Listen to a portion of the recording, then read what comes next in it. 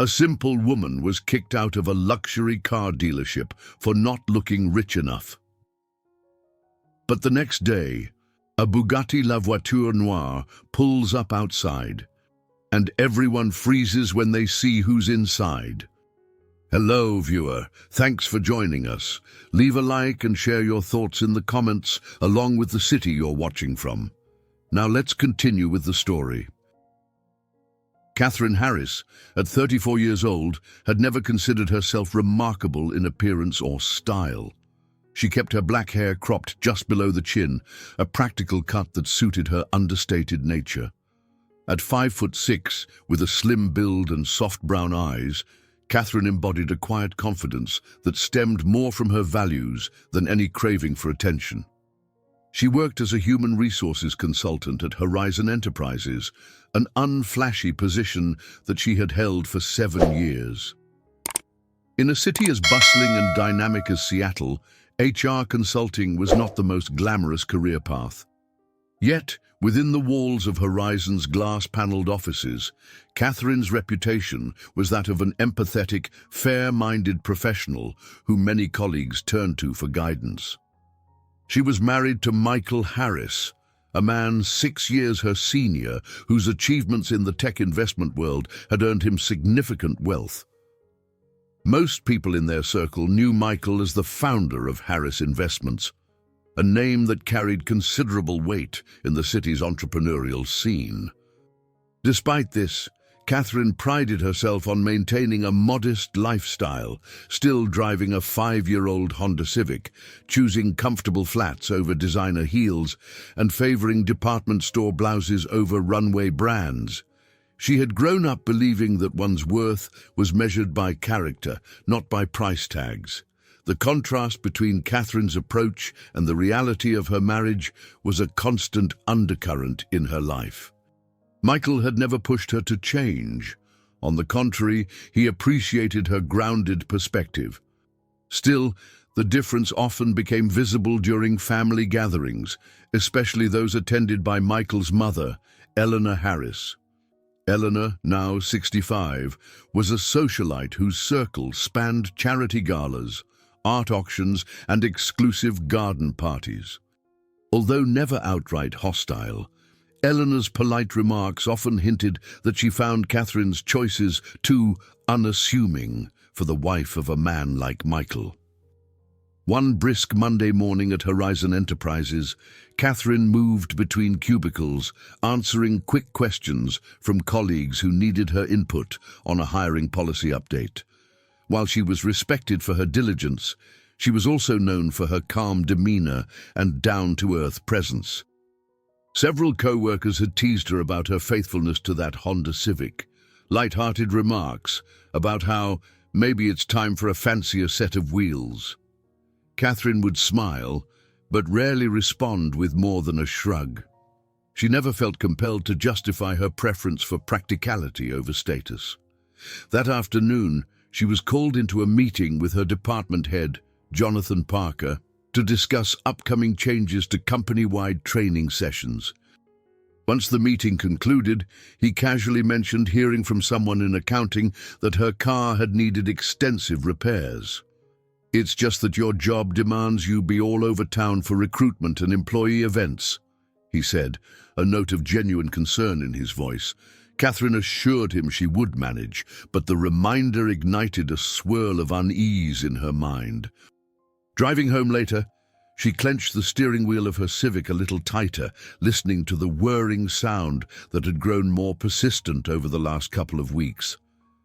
It was still raining, as it often did in Seattle, and her wipers strained to keep the windshield clear. Her father, a retired mechanic in Portland, used to say that strange car noises were like subtle cries for help. She felt a pang of guilt for neglecting those cries, though she reminded herself that repairs weren't cheap. The smell of burnt rubber hit her nostrils as she pulled into her driveway in Madison Park, the neighborhood where she and Michael had chosen to buy a home. The house was elegant but not ostentatious, large windows to welcome sunlight, a modest garden with lavender and rose bushes. She parked in the driveway, grabbed her purse and rushed inside to avoid the chilly drizzle. Inside, the lights glowed warmly. The contrast between the unassuming exterior and the refined interior reflected the harmony she and Michael had reached in their life together. She found him in his study, a spacious room lined with books on technology, economics, and philanthropy. He was on a conference call, but he gave her a quick smile of acknowledgement. Catherine set her things down and tried to ignore the nagging thought that something would soon have to give with her beloved but failing Civic. She could still hear its rumble echoing in her head, an unwelcome sign that the car was on its last legs. She wanted to preserve that sense of normalcy she valued, but reality was pressing in on her preferences. Unbidden, the memory of Eleanor's disapproval nudged into her consciousness, making her wonder whether this was yet another moment where her simple choices would be scrutinized. And as the rain continued to fall outside, Catherine realized that the next steps in her life, whether she liked it or not, might involve confronting the very trappings of wealth and privilege she had always tried to keep at arm's length. She couldn't know yet that the trouble with her car was only the beginning of a deeper journey, one that would challenge her convictions and reshape the way she viewed herself in a world that so often measured value by appearances. Yet for that night, she simply exhaled, put the kettle on, and waited for Michael to finish his call, determined to cling to her sense of balance just a little longer. Sunlight filtered through half-drawn curtains when Catherine woke the next day, a soft glow that briefly made her forget about all her worries. She stretched, savoring those first quiet moments before her mind began to buzz with daily tasks. Slipping on a robe, she padded down the hallway to find Michael at the kitchen island, scanning emails on his tablet. A faint aroma of coffee filled the air. "Morning," she greeted, planting a quick kiss on his cheek. He returned her greeting with a warm smile, but instantly noticed the tightness around her eyes. Catherine had never been good at hiding her emotions from him. "Everything okay?" Catherine sighed. "I might need to replace the Civic," she admitted. "It stalled again yesterday." Michael closed his tablet and leaned forward with concern. "It's not safe for you to be on the road if it's giving you that much trouble," he said.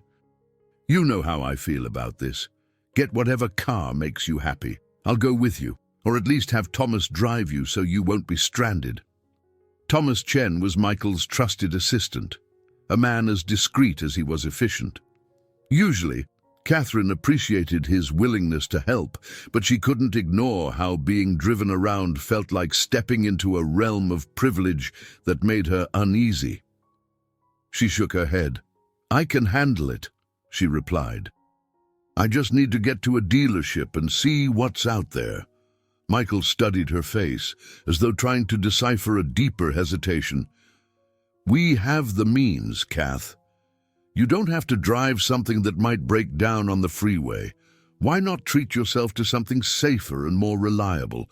Maybe even a luxury crossover if that's what you want. You've worked hard enough." She raised a hand gently, cutting him off. "I know, and I'm grateful. But you know I don't need all that. I just want a dependable car that won't stop in the middle of the highway."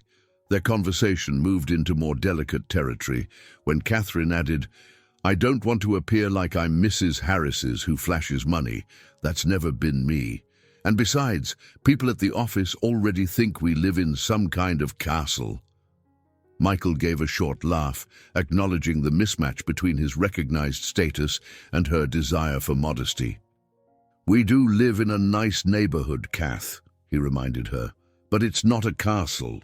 Before they could delve deeper, Catherine's phone buzzed. The screen lit up with an incoming call from Amber Wilson, her best friend since college. Amber, 33, had a knack for calling at precisely the right or wrong time. Catherine answered with a grin. "Morning, Amber. What's up?" A cheerful voice blasted through the speaker. Hey, just checking in. Haven't heard from you in ages. You busy tonight? I was hoping we could catch up over dinner. Relieved to have a momentary diversion, Catherine agreed. I'd love to. Maybe that sushi place downtown. Perfect. See you around 7. Amber paused, her tone shifting. But you sound off. Everything good? Catherine forced a light laugh. I'll fill you in later. Don't worry too much. After the call ended, Catherine noticed Michael watching her. You know, he offered gently, if you want me to step back and let you handle the car purchase alone, I will. Just remember, I'm here if you need me. She kissed him on the cheek once more in gratitude. Thanks, Michael. Later that day, Catherine arrived at Horizon Enterprises and parked her Civic, hearing an unsettling rattle under the hood. The sense of urgency gnawed at her again.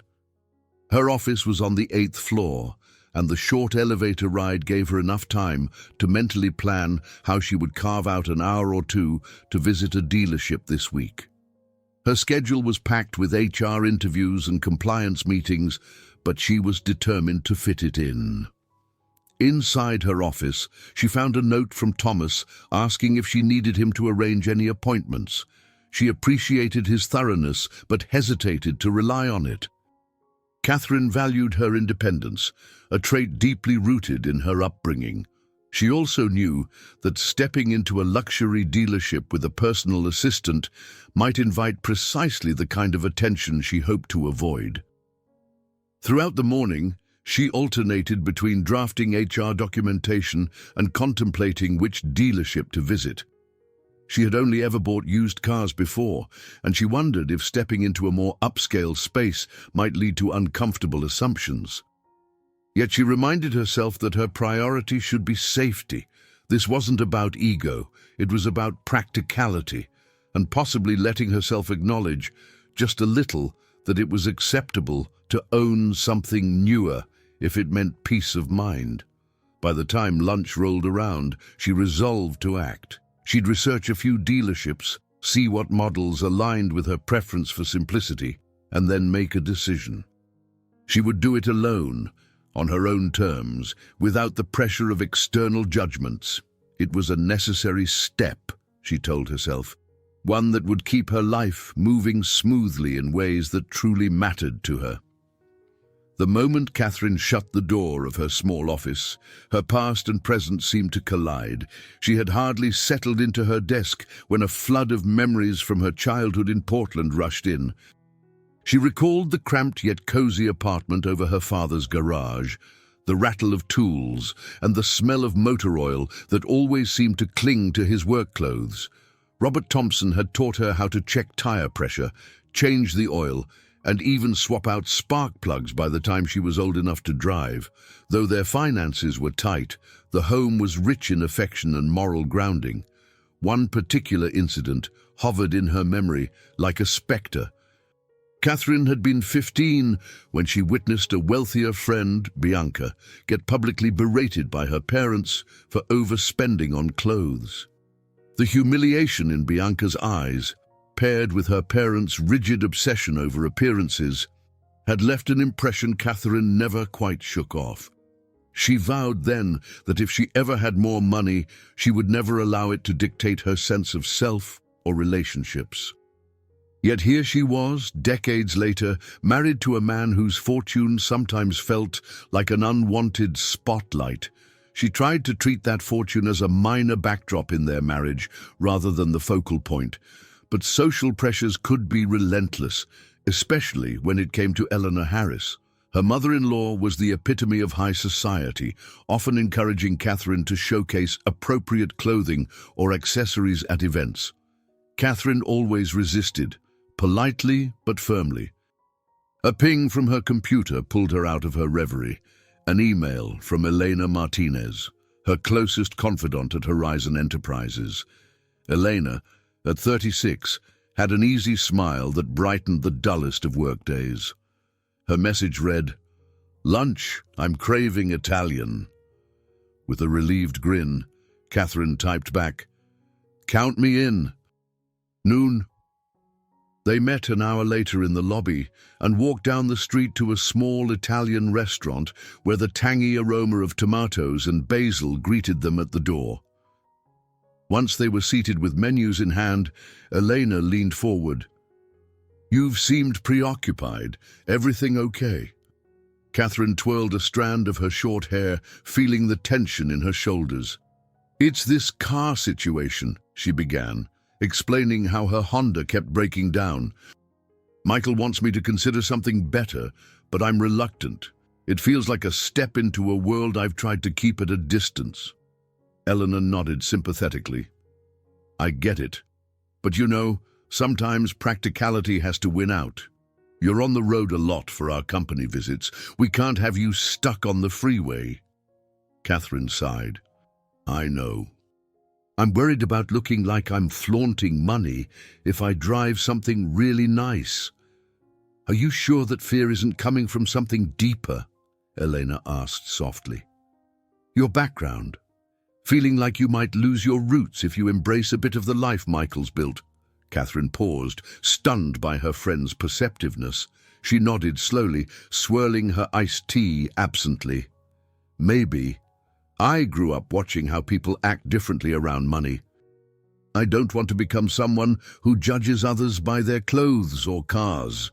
"You won't," Eleanor reassured, sipping her water. "Just don't let fear of judgment keep you from doing what's best.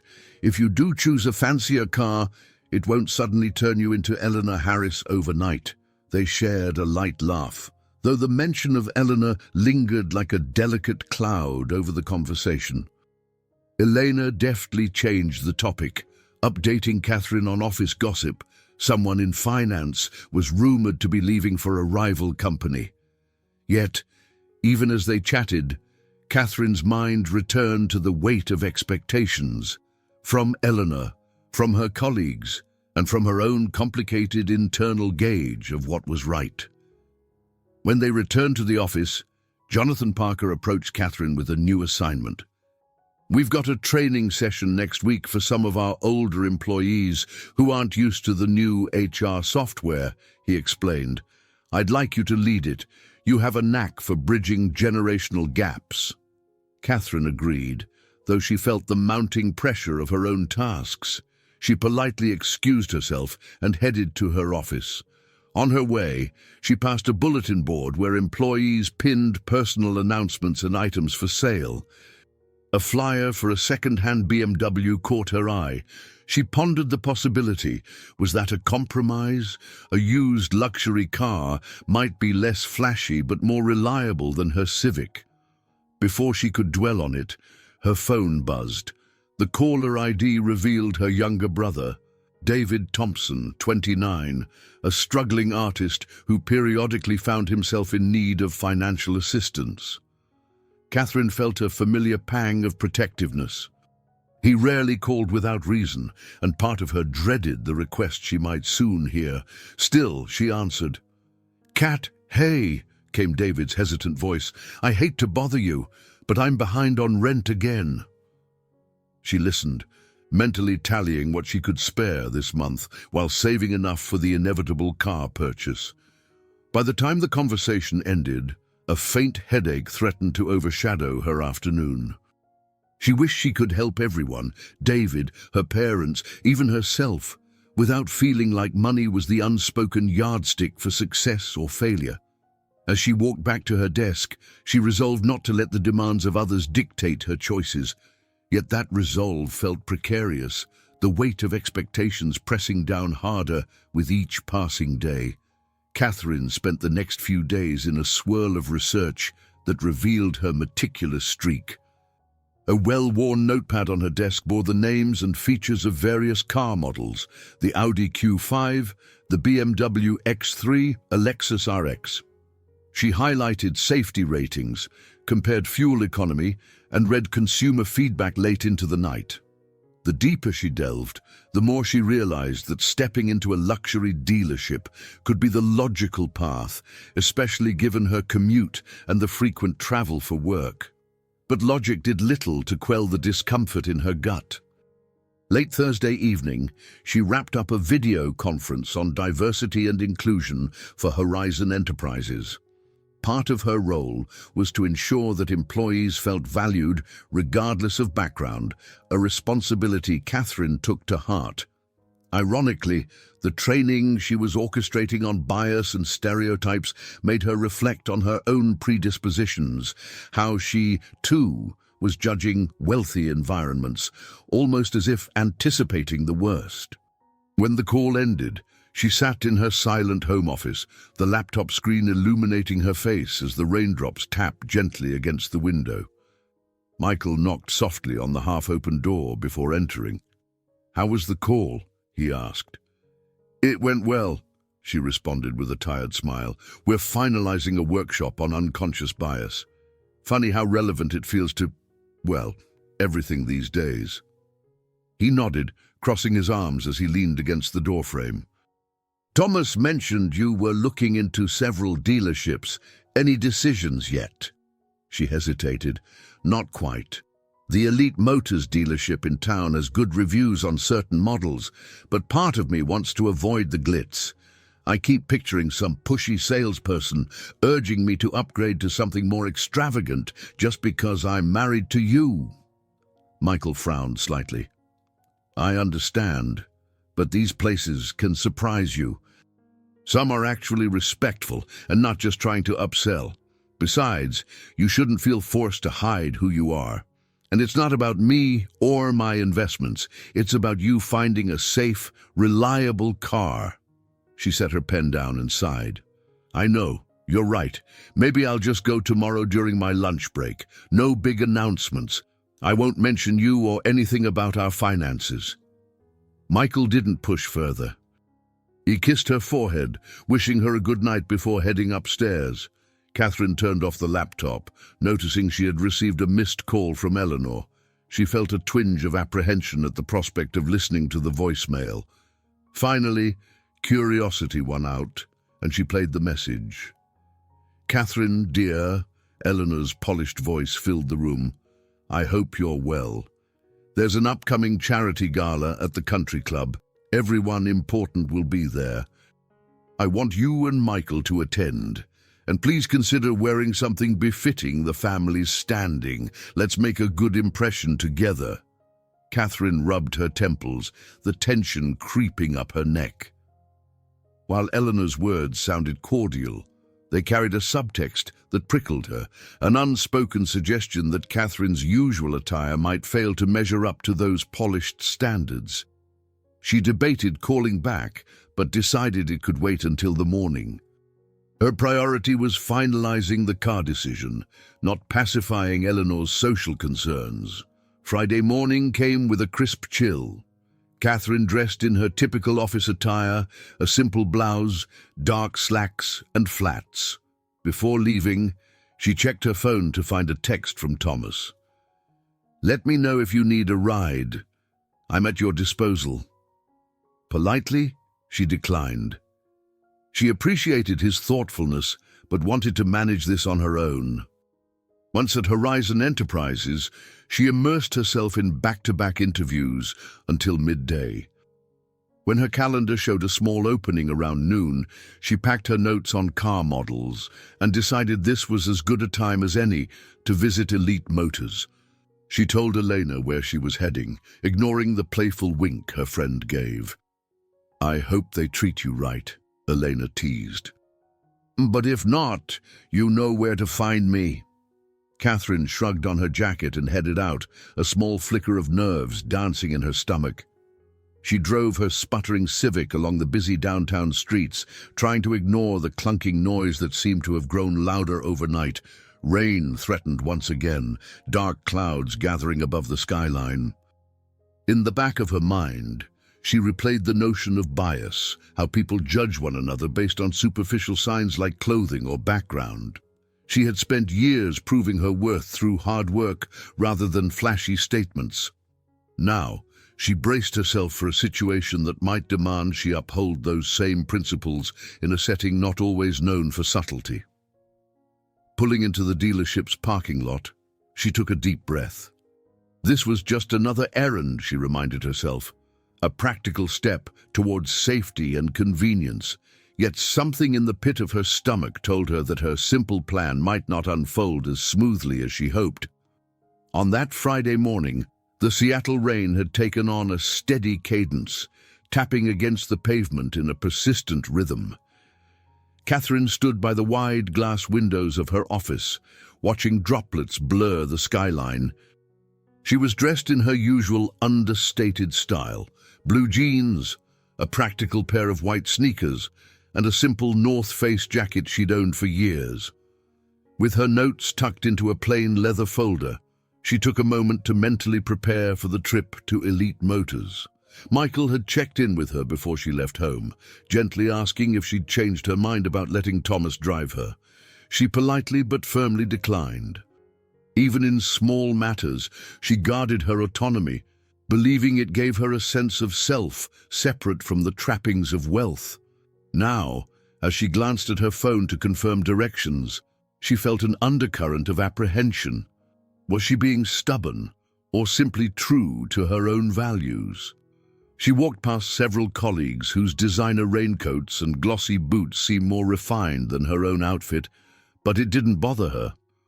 Catherine had long since decided appearances could be deceiving, yet she did notice the subtle glances from a few co-workers, likely noting how worn her sneakers looked in comparison. Brushing it aside, she focused on the fact that she was about to face an environment where appearances mattered perhaps more than anywhere else. Down at the parking garage, she unlocked her Honda Civic. The car rattled in protest when she turned the key in the ignition. "Just a little longer," she murmured, half to the car, half to herself. Pulling out into the street, she navigated toward the dealership, going over her mental checklist: safety features, price range, fuel efficiency. She purposely avoided any thoughts about brand prestige. Elite Motors was strategically located near the city's business district. Catherine arrived with 5 minutes to spare before her planned lunch break was over. Enough time, she hoped, to walk in and get a feel for the models she'd researched. The building's facade gleamed with polished metal, large windows showcasing rows of sleek vehicles inside. The lot was neat, empty of clutter, and dotted with luxury brands from Audis to BMWs and beyond. Catherine parked in a visitor's spot, feeling a slight sense of relief that no valet rushed out to take her keys. She was content to handle everything herself. With a deep breath, she walked in, determined to keep this a quick, straightforward visit. At first, she lingered near an Audi Q5, admiring its smooth lines and roomy interior through the windows. An eager conversation at the reception desk caught her attention. A pair of sharply dressed salespeople engaged in spirited banter with a tall, silver-haired man wearing an impeccable suit. The men laughed loudly, exchanging stories about high-end clients, all while ignoring Catherine's presence entirely. She didn't mind being left alone to browse. In fact, she preferred it. But minutes ticked by, and no one approached her or even offered a greeting. Eventually, Catherine began to feel an uncomfortable twinge in her stomach. She glanced around at the modern decor: sleek black floors, tasteful lighting, and framed posters of the dealership's Customer Experience Excellence Awards. The irony was not lost on her. After nearly 20 minutes, a voice from behind finally addressed her. "Ma'am, can I help you?" She turned to see Richard Warner, his salt and pepper hair styled neatly, his demeanor exuding a subtle arrogance. He wore a tailored suit that suggested he rarely encountered financial constraints of his own. Relieved that someone had finally spoken to her, she responded, "Yes, I'm interested in the Audi Q5. I'd like to know about its safety features and availability." Richard offered a practiced smile that didn't quite reach his eyes. "Of course. Although the Q5 is a bit on the higher side price-wise, we have more budget-friendly options." He gestured toward a section of pre-owned vehicles tucked in a corner of the showroom. "Might I suggest something there?" His tone, oily and condescending, pricked at Catherine's composure. She cleared her throat and stood a bit straighter. "I've done my research on the Q5, actually. Safety is my top priority. Is it available for a test drive?" But Richard's attention had already diverted. Another customer had just entered, a man in a designer suit, brandishing a sleek briefcase. Without a second glance at Catherine, Richard practically leapt across the showroom to greet him. "Sir, welcome back. Let me show you our latest models."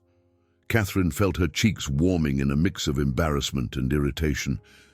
For a moment, she considered announcing her background, dropping Michael's name or mentioning that she could pay cash if she wanted.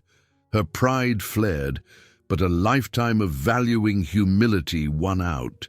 She stepped away quietly, mentally coaching herself not to succumb to anger.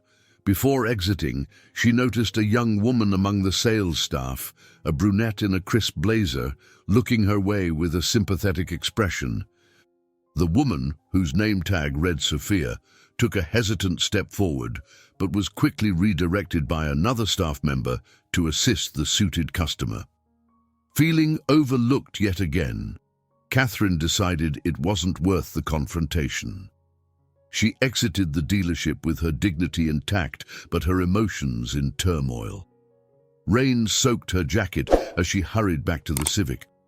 Slipping into the driver's seat, she rested her forehead against the steering wheel for a moment. She thought of her father's simple wisdom, Michael's gentle encouragement, and the vow she had made to never let money change who she was. Though she tried to focus on the practicality of buying a new car, she couldn't shake the sting of that humiliating encounter. As she turned the key, the Civic sputtered before finally starting, as though echoing her mood. Catherine stared at the gleaming doors of Elite Motors one last time before driving off, determined to decide later whether she should have demanded better treatment or simply found another dealership altogether. When Catherine arrived at Elite Motors for the second time that rainy Friday, she took a longer moment to absorb her surroundings. Though she had visited just days before, her first experience had been so brief and frustrating that she hadn't fully registered the extent of the dealership's opulence. Now, stepping inside again, she caught the gleam of pristine floors polished to a mirror-like shine and breathed in the faint scent of expensive leather mingled with fresh espresso. Recessed lights along the ceiling illuminated the vehicles as if they were fine works of art on display.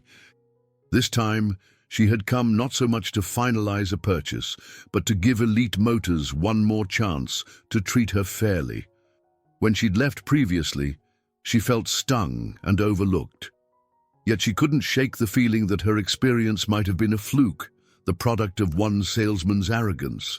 She reminded herself that no single person represented an entire organization. Perhaps if she encountered a different salesperson, someone who wouldn't judge her by her jeans, sneakers, or minimal makeup, she could walk away with a renewed sense of faith in customer service. As she took a few careful steps forward, Catherine spotted a row of high-end cars glinting under strategic spotlights, sleek BMW sedans, imposing Mercedes SUVs, and even a couple of gleaming Ferraris roped off for special display. On large video screens mounted along the walls, promotional clips played on loop, showcasing well-dressed individuals driving along winding coastal roads or through the sparkling city at night, smiling as if they had transcended the ordinary world. In one corner, a self-serve coffee bar offered cappuccinos and bottled water, an inviting sign that the dealership spared no expense in making potential buyers comfortable. Yet as before, Catherine didn't see any staff members approaching her. She couldn't decide if she preferred that or not. Did she want someone to come talk to her, or did she crave the solitude to inspect cars at her own pace? Possibly both, as her conflicting emotions tangled beneath a calm exterior. A short distance away stood a cluster of salespeople conversing in hushed tones. Standing out among them was Richard Warner, the manager who had brushed her off so condescendingly during her previous visit. Even in the few short days that had passed, she recognized the same practiced posture, chest slightly puffed, chin raised, a subtle air of someone who believed his time was too valuable for small talk.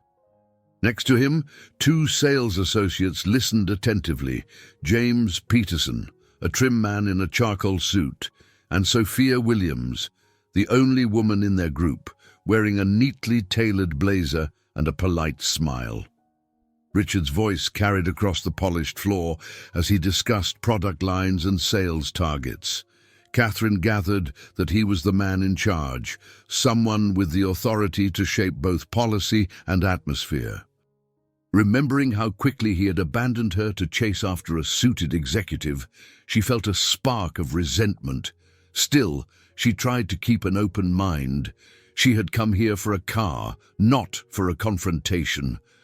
Moments later, James stepped away from the group and walked toward one of the vehicles at the edge of the showroom, leaving Richard and Sophia to finish their conversation. That was when Richard's gaze swept across the dealership and landed on Catherine.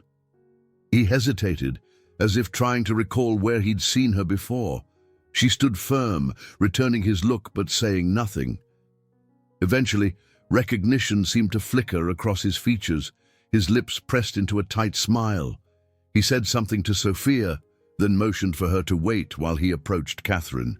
"Miss," he said, sounding cordial but guarded, "welcome to Elite Motors. Can I help you find something specific today?" She took a controlled breath, determined not to let old frustration surface immediately. "I'm interested in the Audi Q5, she replied simply. "I came in a few days ago, but I didn't get a chance to discuss it in detail." Richard nodded, his expression revealing a hint of confusion. Clearly, her face was familiar, though he might not yet recall their exact interaction. He glanced at her casual attire, but stopped short of making the same dismissive remark he'd given her last time. "Right, the Q5? Well, it's a fine vehicle. Can I get you something to drink first? Espresso, still, or sparkling water?" Catherine felt a slight relief that he was at least being polite. "No, thank you," she replied, glancing around. "I'd just like to speak with someone who can answer my questions about safety features and pricing options." Her words seemed to put him momentarily on the defensive. "I'd be glad to assist," he said, regaining his confident poise. "Though it might be best to have one of our specialists walk you through the details." He turned, beckoning Sophia. "Sophia, could you come over here, please?" Sophia joined them quickly, a courteous smile lighting her features. "Of course. I'll be happy to help," she said, meeting Catherine's gaze as if attempting to convey sincerity. As Catherine prepared to follow Sophia to the Q5 on display, she noticed Richard lingering behind, tapping his foot as though impatient. The manager's attitude, though outwardly polite, seemed more about completing a task than genuinely assisting a customer. Catherine resolved to remain watchful. This place offered every material comfort, yet she sensed a deeper, unspoken tension, one she suspected might reveal itself sooner rather than later. Sophia led Catherine to a sleek, obsidian-colored Audi Q5 parked beneath a spotlight that emphasized the car's refined silhouette. A placard on the windshield displayed its main selling points: Quattro all-wheel drive, advanced safety assists, and luxurious interior appointments. Catherine ran her hand lightly over the driver's side door, feeling the smooth finish. She genuinely liked the Q5's design, appreciating that it managed to be both sophisticated and understated. Sophia began her pitch with a touch of eagerness, listing safety features such as blind spot monitoring, lane departure warnings, and an advanced braking system. "It's one of our best-selling SUVs among customers who want both style and security," she explained. Her tone was professional but not pushy, which put Catherine somewhat at ease. She asked a few clarifying questions about performance and maintenance costs. Sophia answered thoroughly. And for a moment, Catherine felt hopeful that perhaps this dealership experience could be redeemed. Just as Catherine was considering requesting a test drive, Richard appeared from behind a glossy red BMW, his expression hinting at impatience. "Sophia," he said, interrupting the conversation, "you might need to assist our new client who just arrived. Mr. Winters is back." Then he gave Catherine a cursory glance. "I can handle the rest here." Catherine sensed the uneasy shift in Sophia's demeanor. The young woman looked torn, as if she didn't want to abandon Catherine for a second time, yet felt obliged to follow her manager's directive. "Actually, Richard," she ventured, "I was just about to show Ms. Harris the interior." Richard cut her off with an overly bright smile. "I'll take it from here. Mr. Winters is a priority client. Please see to him immediately." Sophia hesitated for a split second before nodding and walking away, though she cast Catherine a quick, apologetic glance. Catherine wanted to protest that she was perfectly happy talking to Sophia, but Richard had already stepped closer, adjusting the lapels of his tailored jacket. He cleared his throat. "So, Ms. Harris, you said you were interested in the Q5. May I ask what sort of budget you're working with?" The question landed like a heavy stone in her stomach. She could tell from the subtle lift of his eyebrow that he was testing her. "I'd rather focus on the features and final pricing once I've decided," she replied, doing her best to remain cordial. "And it's Catherine, by the way." Richard folded his arms, offering a small chuckle. "I see. Well, the Q5 is definitely a premium vehicle. We also have some certified pre-owned options that could be more manageable in price. Would you like to see those?" Catherine tightened her grip on her folder, frustration bubbling just beneath the surface. She was aware that, in the eyes of someone like Richard, her casual attire might signify a modest budget. But his assumption that she couldn't afford the new model was laid bare. "I'm specifically interested in the new Q5, she asserted. "I'd like to see trim options, financing details, or even the cash price." Her directness appeared to catch him off guard, for he paused before responding. "Certainly," he said coolly. "I just want to make sure we're matching the right vehicle to the right client, Ms. Catherine."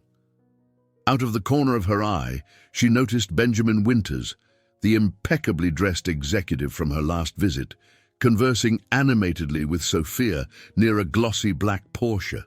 Richard's posture became noticeably stiffer, as though he resented having to stand with Catherine instead of swooping in on the obviously wealthy Mr. Winters. She realized that Richard measured each customer by their outward signs of affluence, prioritizing those who exuded wealth. He retrieved a tablet from his jacket pocket and began tapping through configurations for the Q5. "Base model starts around 50,000 euros, he said, tilting the screen toward her. "But with the premium package, you're looking closer to 60. Catherine nodded, crossing her arms. "And how soon could I test drive it?" Richard's eyes flickered toward Mr. Winters again. "There's a line of potential buyers waiting for test drives today. I can see if we can fit you in soon, but Mr. Winters also wants to test a few vehicles. I'll have to coordinate scheduling." She swallowed her rising irritation. Part of her wanted to announce that money was no object, that she could buy out the car with a single check. But a stronger part refused to validate his bias by showing off. She took a measured breath. "I'm sure you'll handle it fairly," she replied, voice steady. "I can wait." A derisive smile ghosted across his lips. "If you say so." He gestured vaguely toward a customer waiting area filled with plush leather chairs. "Feel free to make yourself comfortable. I'll come find you once we're ready." He turned on his heel to rejoin Sophia and Mr. Winters, leaving Catherine standing alone by the Q5. She stared at the car, questioning whether she even wanted it anymore. The blatant prejudice was exhausting, a reminder of everything she detested about superficial judgments. She felt as though she had unwittingly stepped into a stage play where wealth and appearances trumped basic respect. Glancing around, she saw other salespeople similarly focused on the suits, the designer handbags, the polished shoes. She forced herself to remain calm, reminding herself that she was here for a reason, to find a safe, reliable vehicle. Yet, in that moment, her sense of dignity felt frayed, as if tested by a man and a system too blinded by image to see her true worth. Catherine settled into one of the oversized leather chairs in the showroom's waiting area, the gleaming surface cold against her arms. Although the seat was comfortable, she felt a distinct awkwardness in being relegated to the sidelines while Richard lavished attention on a more promising customer. The lounge was decorated with large-format auto magazines, each cover featuring men and women in immaculate business attire, standing next to cars that symbolized wealth and status.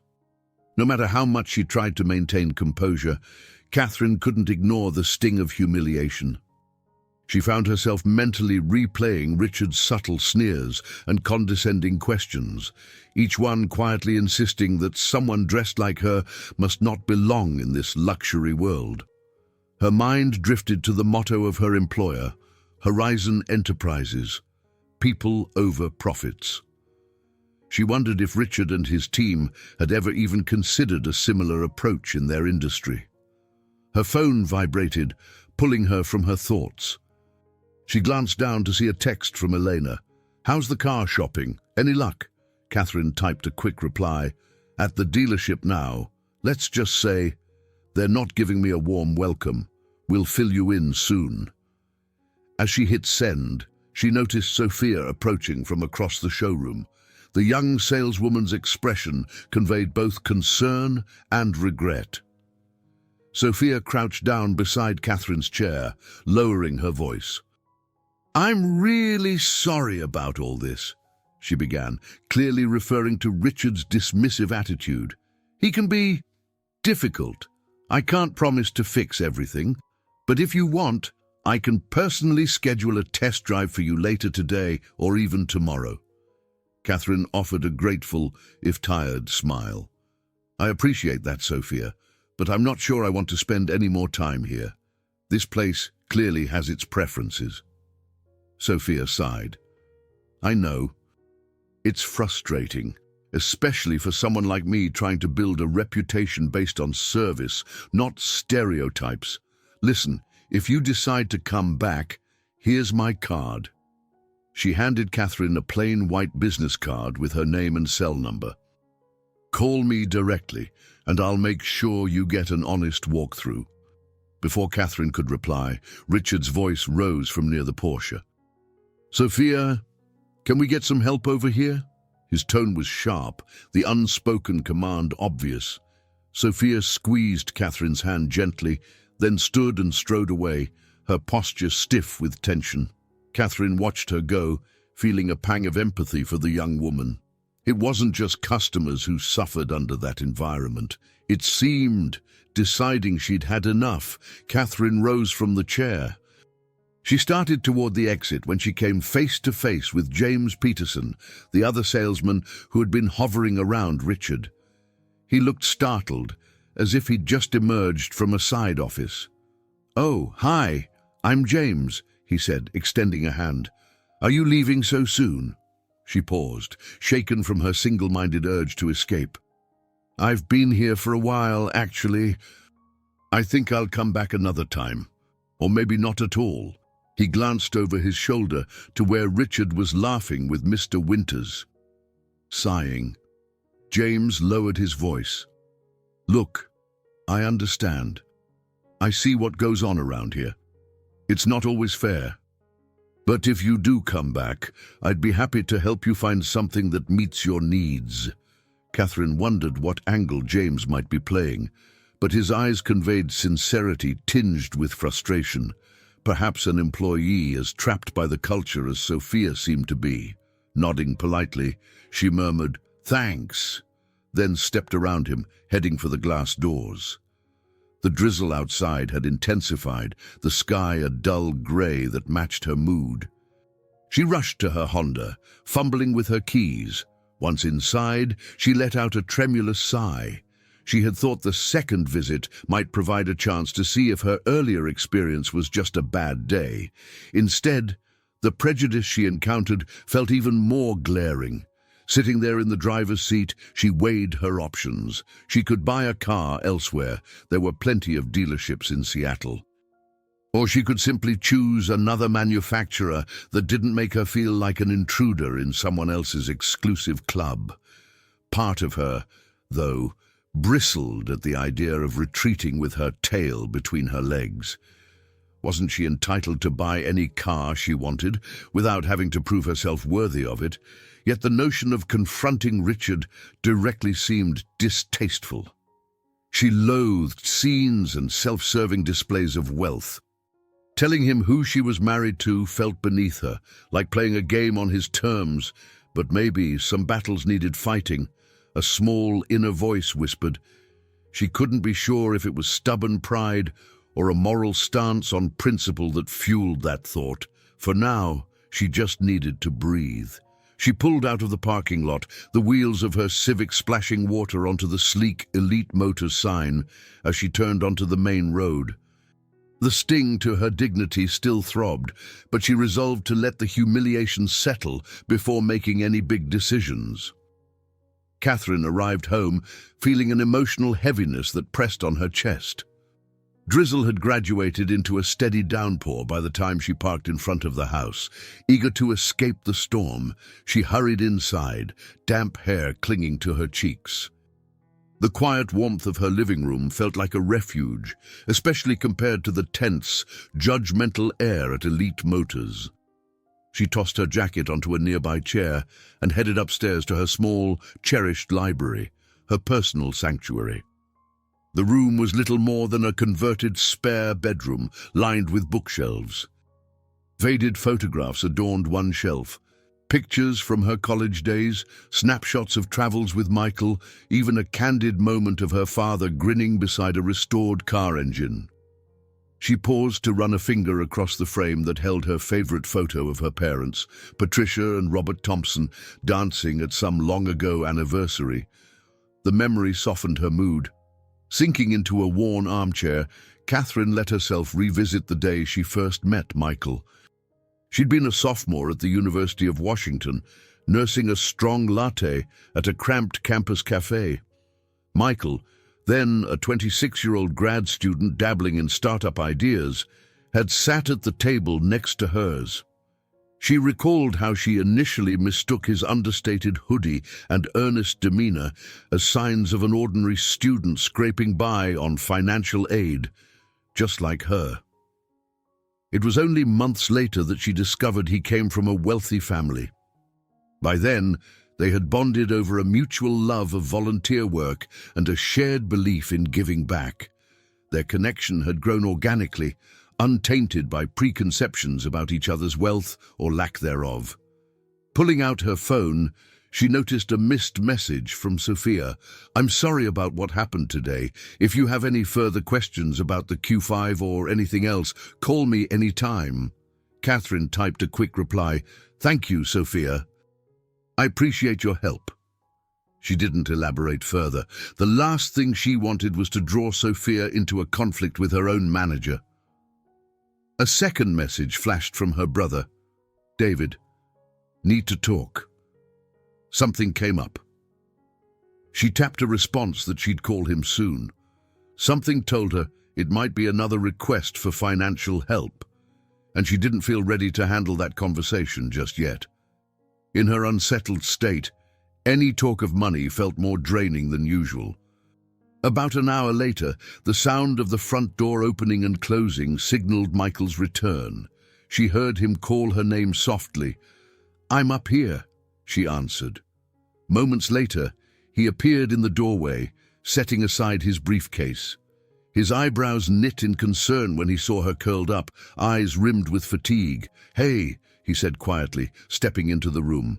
"Rough day," Catherine exhaled, letting the tension in her shoulders ease. "You could say that." I decided to give Elite Motors another chance on my lunch break. Didn't go well. Michael frowned, slipping his hands into his pockets. What happened? She recounted the day's events, the condescending tones, the blatant catering to wealthier clientele, and the growing sense that her appearance automatically disqualified her from respectful treatment. As she spoke, anger and embarrassment warred within her. She feared coming across as whiny or petty, yet Michael listened without interruption, occasionally giving a sympathetic nod. When she finished, he said softly, "I'm so sorry, Kath. You deserve better. And I hate that you had to deal with that alone." She took a long breath, remembering her vow not to rely on his status as a shield. "I know you'd have gone with me, or let Thomas drive me," she said. "I just didn't want to walk in there waving around the Harris name like a magic wand. It's not who I am." "I understand," he replied, stepping closer to place a reassuring hand on her shoulder. "But you're also not someone who should be dismissed so easily. I've seen you stand up for fairness 100 times over the years. Why didn't you call them out?" Catherine managed a weak smile. "Because it felt pointless. People like Richard will only see dollar signs or the lack thereof. Me telling him, 'Do you know who I'm married to?' would only confirm his worldview, that money is all that matters." Michael took a seat in the armchair across from her, eyebrows set in determination. "Then let's do it differently. If you don't want to throw my name around, maybe we can do something to ensure you get treated with the respect you deserve. I'm not talking about a grand spectacle, but at least an equal footing." She stared at him for a moment, memories of their earliest days flooding back, when they both believed in kindness above pomp, substance over surface. "What do you have in mind?" she asked quietly. He shrugged, but his eyes shone with resolve. "Let's talk it through over dinner. We'll figure out a way to approach this that stays true to who you are." Nodding, Catherine stood, feeling a measure of gratitude for his unassuming but unwavering support. She followed him downstairs, where he pulled takeout menus from a kitchen drawer. As they debated Thai versus Italian, she realized how comforting it was to have a partner who didn't see her dilemma as trivial. In that moment, her sanctuary expanded beyond just a cozy room of books. Michael was part of it too, anchoring her sense of self when the world around them seemed to value everything else more. By the time the takeout arrived, Catherine had changed into a pair of comfortable leggings and a loose sweater. She and Michael settled around their dining table, cartons of spicy noodles and stir-fried vegetables spread between them. The mouth-watering aroma laced the air, but Catherine found her appetite overshadowed by the day's events.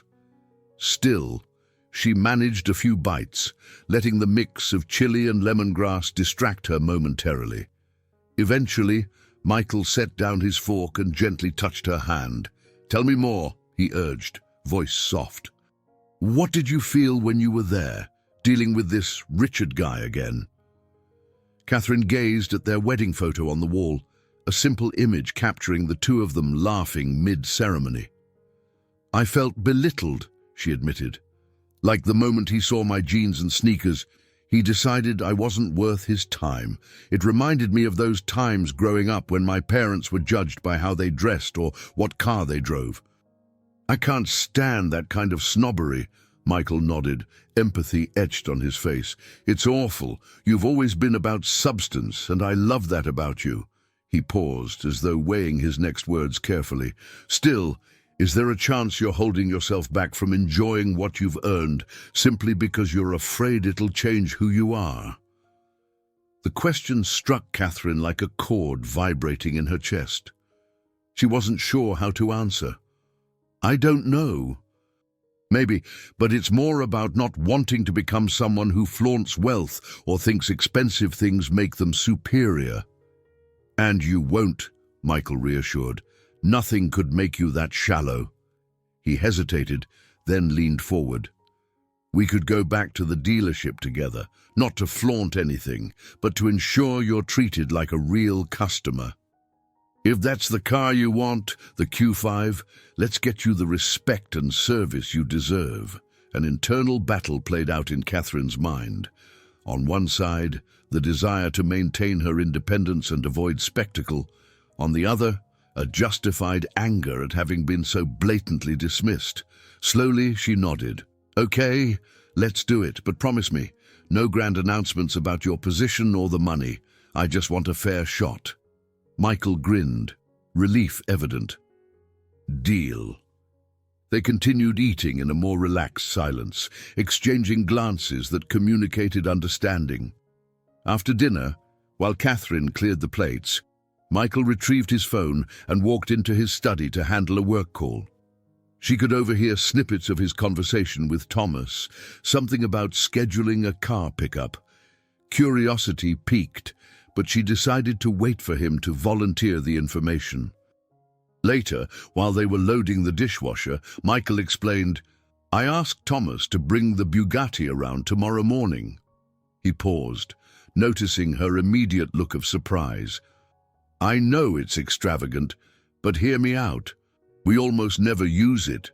It was a gift from a former client who insisted on thanking me with something outrageous. If anything, it makes a statement without us having to say a word. Catherine pressed her lips into a tight line. The Bugatti La Voiture Noire was legendary, one of the most exclusive cars in the world. She remembered how she and Michael had joked that it felt like owning a piece of art rather than a practical vehicle. You want to drive that to Elite Motors? She asked, trying to keep any trace of derision out of her voice. It's not about bragging, Michael explained gently. Think of it this way. We show up looking exactly like ourselves, nothing fancy.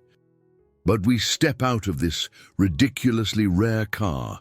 It'll make them pause and realize they shouldn't judge customers by appearance alone. Catherine exhaled, leaning against the kitchen counter.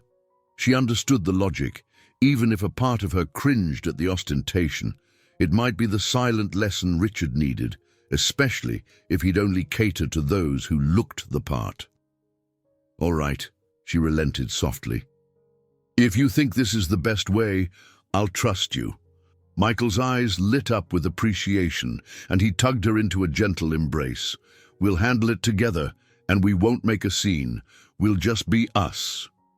That night, sleep came fitfully for Catherine. She wrestled with the memories of her father's frugal but honest lifestyle, her mother's gentle teachings on humility, and her own fierce commitment to treating everyone equally. She worried that showing up in a car worth millions would brand her as the very kind of person she despised, someone whose worth was tied to a bank balance. Yet she also felt a simmering sense of justice. If Elite Motors and its staff judged customers solely by outward signs of wealth, then maybe it was time for them to see that their biases could cost them more than a mere sale. Before drifting off, she recalled the fleeting looks of empathy from Sophia and James. Not everyone at that dealership was blind to fairness, she told herself. Perhaps, in some small way, she and Michael could be catalysts for better treatment of every customer, regardless of attire or background. With that thought, Catherine finally found a sliver of calm, letting her eyes close as the patter of rain offered a lullaby that Seattle knew by heart. Morning arrived with a light drizzle and a pale grey sky. Catherine stood in front of her closet, deliberating over what to wear. She wanted to remain true to herself, no flamboyant designer labels, no expensive jewelry. After a moment's hesitation, she chose her usual attire, well-fitted jeans, a soft cashmere sweater in a muted navy hue, and a pair of sturdy yet stylish leather boots. Minimal, comfortable, and unmistakably hers. Downstairs, the aroma of coffee greeted her as Michael placed 2 mugs on the kitchen island. I was just about to come get you, he said, handing her one. Thomas called. He's outside with the Bugatti. She sipped the warm drink and took a steadying breath. So, we're really doing this? Michael nodded, offering a reassuring smile. "We are, but remember, no big display. We'll let the car speak for itself, and if Richard still doesn't get it, well, that's on him." They gathered their things, stepping out into the light rain. The sight of the Bugatti La Voiture Noire in their driveway was striking. Glossy black paint, elegant lines, and an almost sculptural design that exuded exclusivity. Thomas, ever unassuming, stood by the driver's door, holding an umbrella. "Good morning, Mr. Harris, Mrs. Harris," he greeted. "Are we ready?" Catherine couldn't help but feel a jolt of nerves. "Ready as I'll ever be," she replied, sliding into the passenger seat after Michael. Thomas took the wheel, maneuvering the car as if it were a precious artifact, one that commanded both awe and caution. The drive to Elite Motors seemed surreal. Seattle's streets buzzed with everyday traffic, yet heads turned wherever they went.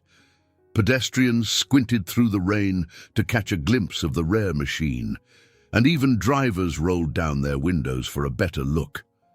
Catherine found herself wishing she could disappear, but she also recognized the power of this display. If the dealership staff had decided she wasn't luxury enough, the Bugatti would challenge that assumption without her uttering a single boast. When they pulled up to the dealership's grand entrance, it was as though someone had pressed pause on the entire scene.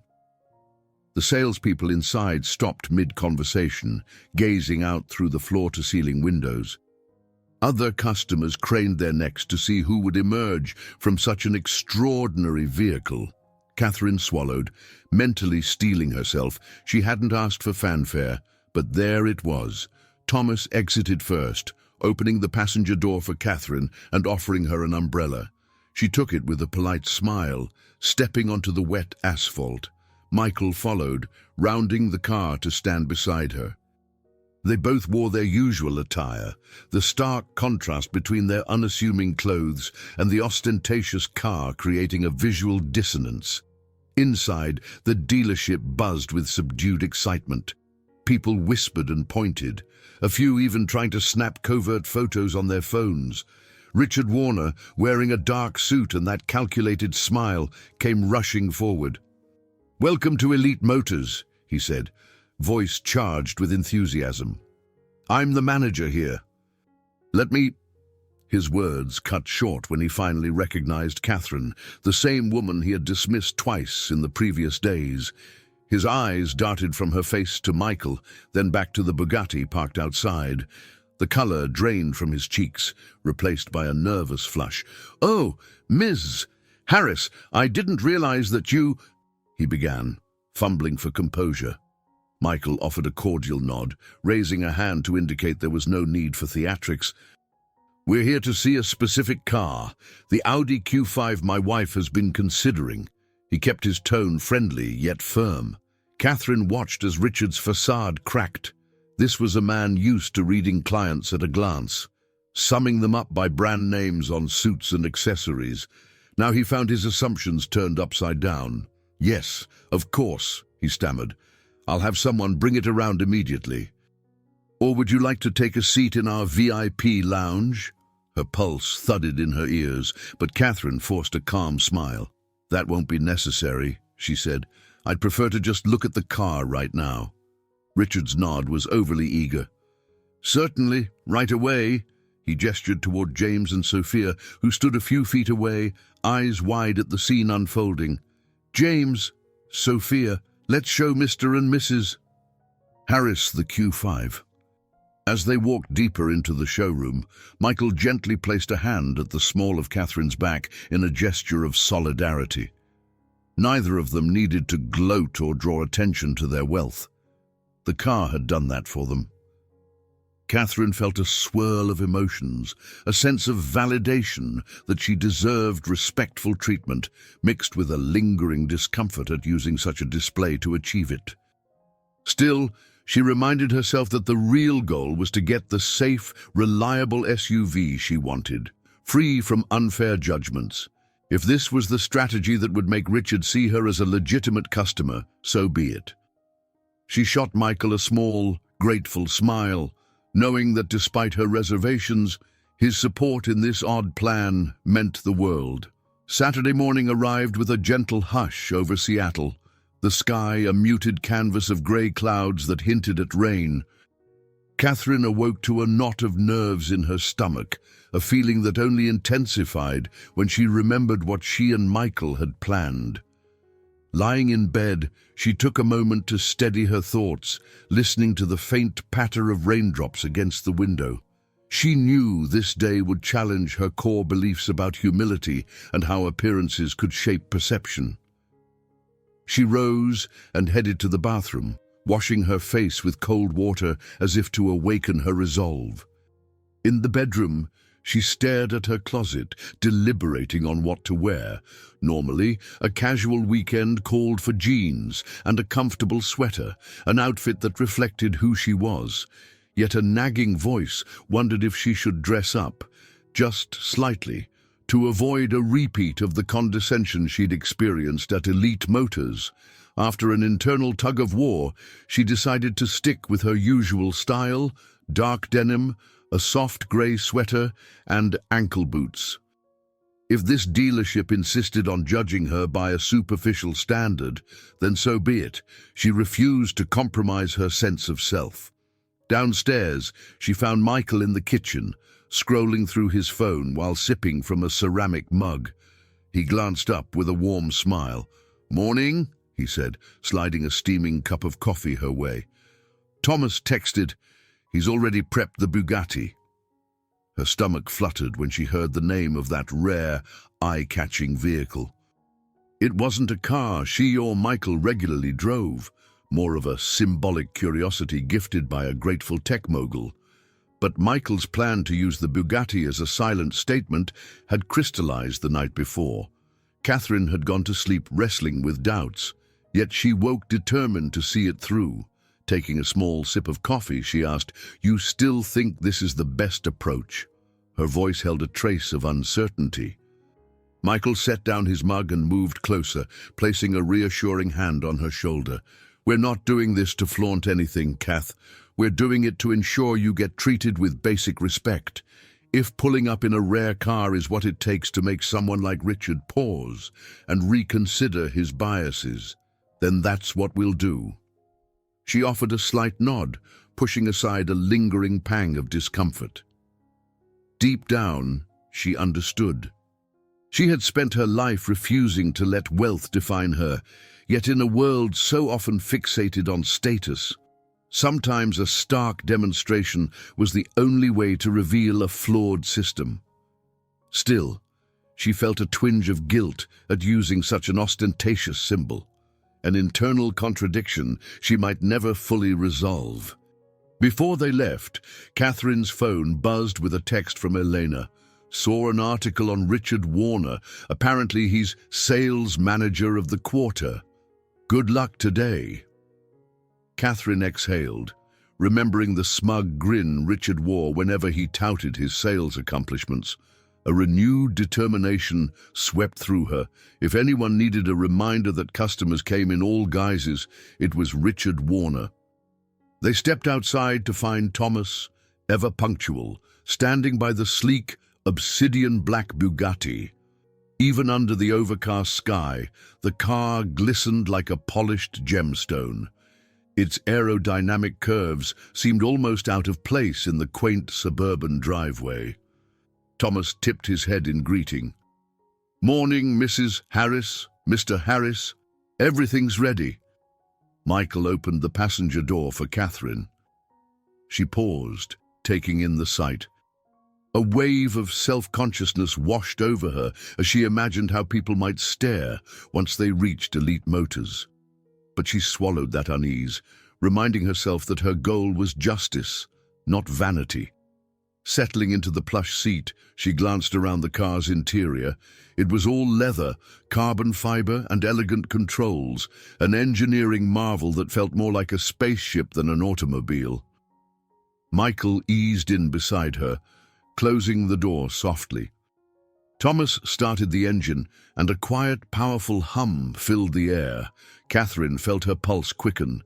She'd faced many challenges in her life, juggling financial stresses in college, learning to navigate the world of a wealthy family through marriage, and proving her worth in a corporate environment.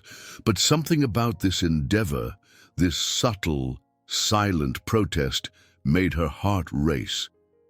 Perhaps because it spoke to a deeper battle, the one between her firm beliefs in humility and the harsh truth that the world often respected only outward success. As the Bugatti rolled away from the curb, she reached for Michael's hand, clasping it tightly. He squeezed back, a gesture of steady support.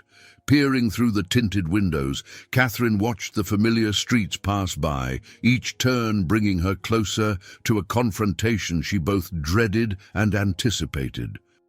The drizzle had intensified, streaking across the windshield, but she found a small comfort in Seattle's perpetual rain, constant, unpretentious, and yet powerful in its own way. The Bugatti glided through Seattle's busy streets, collecting stares and murmurs wherever it went. Even in a city accustomed to luxury cars, thanks to the tech boom, this particular machine turned heads with its rarity and price tag. Catherine felt her cheeks warm each time she glimpsed someone gawking. She tried to focus instead on the soft chatter between Michael and Thomas as they navigated toward Elite Motors. When they finally arrived, the dealership's glass facade reflected the sky's dull gray. Thomas slowed the car, bringing it to a smooth stop in front of the double doors where customers usually dropped off their vehicles for service. Beyond the windows, Catherine could see staff members and prospective buyers curiously peering out, some even pausing mid-step to get a better look. Michael opened his door first, stepping out into the drizzle. He wore jeans and a plain navy jacket, exuding confidence without the trappings of a high-powered investor. Catherine followed, her leather boots tapping gently against the wet asphalt. Immediately, she noticed Richard Warner near the entrance, his expression shifting from professional courtesy to visible astonishment. Time seemed to slow as Richard's eyes flicked between the Bugatti and the couple who emerged from it. Several seconds passed before he managed to plaster on a bright smile. The fact that Catherine had visited twice before, wearing the same understated style, now collided dramatically with the scene unfolding before him. She picked up a subtle change in his demeanor, a crack in the polished veneer of a man who prided himself on reading clients at a glance. "Well, welcome back," Richard said, stepping forward and extending his hand to Michael first, then to Catherine. His voice had a forced warmth, the kind that concealed embarrassment. "It's good to see you again." Michael responded with an easy nod. "We're here about that Audi Q5 my wife's been considering," he stated, calmly ignoring Richard's fawning tone. Catherine glanced around and noticed that Sophia and James stood a few feet away, both looking relieved to see her. Other staff members, who had ignored her just days before, now seemed poised to offer assistance. The entire showroom buzzed with anticipation, as if everyone sensed that this visit would be different. Richard's composure wavered. "Yes, of course," he replied hastily. "Right this way. I'll make sure you get the best service." He gestured for them to enter, using grandiose sweeps of his arm, like a host welcoming VIP guests. Inside, the dealership's usual atmosphere of low-key luxury now felt electric. A trio of customers, waiting at the reception area, craned their necks toward the new arrivals. Catherine could guess what was running through their minds. Who are these people, stepping out of such a car, but dressed so casually? Still slightly uncomfortable with the attention, Catherine lifted her chin and walked in at Michael's side. She was determined not to lose herself in the spectacle. Her plan was straightforward: test drive the Q5, get the final pricing, and make the purchase if everything aligned. She didn't need an entourage or lavish compliments. Sophia approached them, a genuine smile lighting her features. "I've got the Q5 waiting for you, Miss Harris," she said, her tone calm but enthusiastic. I made sure it's fueled up and ready for a test drive as soon as you'd like. Michael offered Sophia a polite greeting, while Catherine's shoulders relaxed. She appreciated the young saleswoman's sincerity. "Thank you," Catherine replied. "I'd love to see it now, if that's possible." Richard, not one to be sidelined, stepped forward briskly. "I'd be more than happy to join, but if you'd prefer a moment alone with Sophia to look over the car, I'll respect that," he said, carefully measured. Catherine sensed he was trying to portray himself as understanding and flexible, a stark contrast to the dismissive man she had dealt with before. Glancing at Michael, she quietly asked, "Want to come with me?" He squeezed her hand. "It's your call, Kath. I'll join if you'd like, or I can let you have time with Sophia." She considered for a moment. The main point of bringing Michael along, aside from moral support, was to ensure she wasn't brushed off. But with the entire staff now wide-eyed and attentive, there was little risk of that. "I'll go with Sophia," she decided. "You can check out the financing options or just wait here." Richard gestured eagerly to the plush waiting area. "Please, make yourself comfortable, Mr. Harris. Let me fetch some of our premium coffee or bottled water if you prefer." Michael gave him a polite but measured nod. "Thank you," he said, before turning to Catherine. "Have fun out there." She followed Sophia outside to where the Audi Q5 was parked, neatly angled under a small overhang to shield it from the rain. Sophia grabbed the keys and opened the driver's door for Catherine, who slid into the seat. The interior's warmth and faint smell of new leather greeted her, a stark contrast to the tension that had dominated her previous visits. Yet this time, Catherine felt a sense of calm determination. She placed her hands on the wheel, ready to begin the test drive. No matter how this day ended, she had already made a statement about who she was, and, perhaps more importantly, who she refused to be. Catherine gently guided the Audi Q5 onto the wet streets, Sophia in the passenger seat, offering directions and insights about the SUV's handling. After days of frustration, Catherine found the act of driving both liberating and strangely reassuring. The engine purred smoothly beneath her touch, and she quickly understood why so many drivers praised this particular model.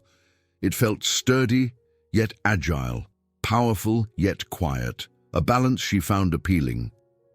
During the test drive, Sophia highlighted the Q5's features without resorting to sales jargon. She explained how the all-wheel drive adapted to the slippery road, emphasizing safety, a topic close to Catherine's heart. "It's got forward collision warning and emergency braking," Sophia added, glancing over.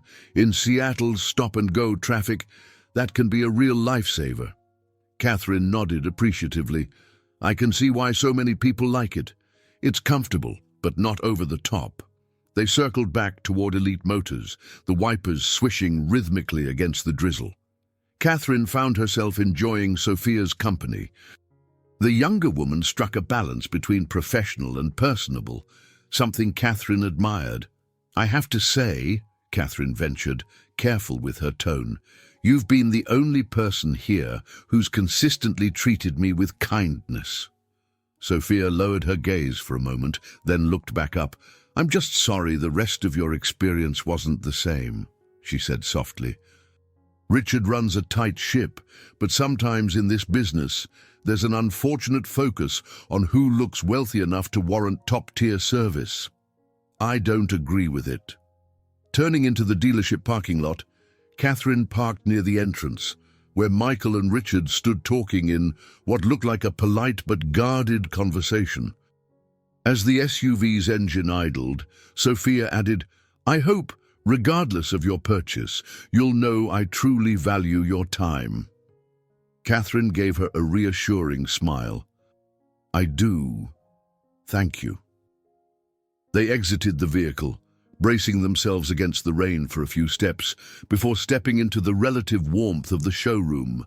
Richard turned toward them, an expectant gleam in his eye, as if anticipating the final outcome. "How was the drive?" he asked, his voice steady but betraying a hint of anxiousness. Sophia opened her mouth to respond, but Catherine spoke first. It was great. Exactly what I'm looking for in terms of comfort and safety. Richard's smile widened. That's wonderful news. If you're ready, we can talk about financing, or if you'd prefer to purchase outright, we can discuss that as well.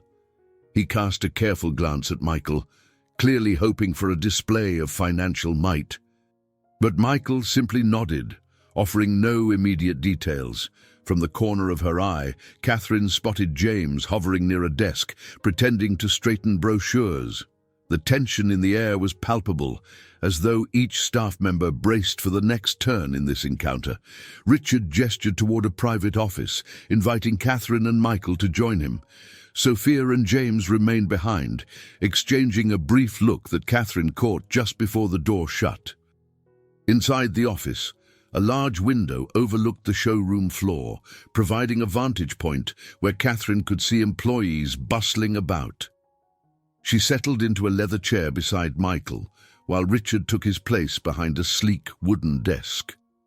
The manager cleared his throat, tapping on a tablet that displayed a digital contract and pricing details.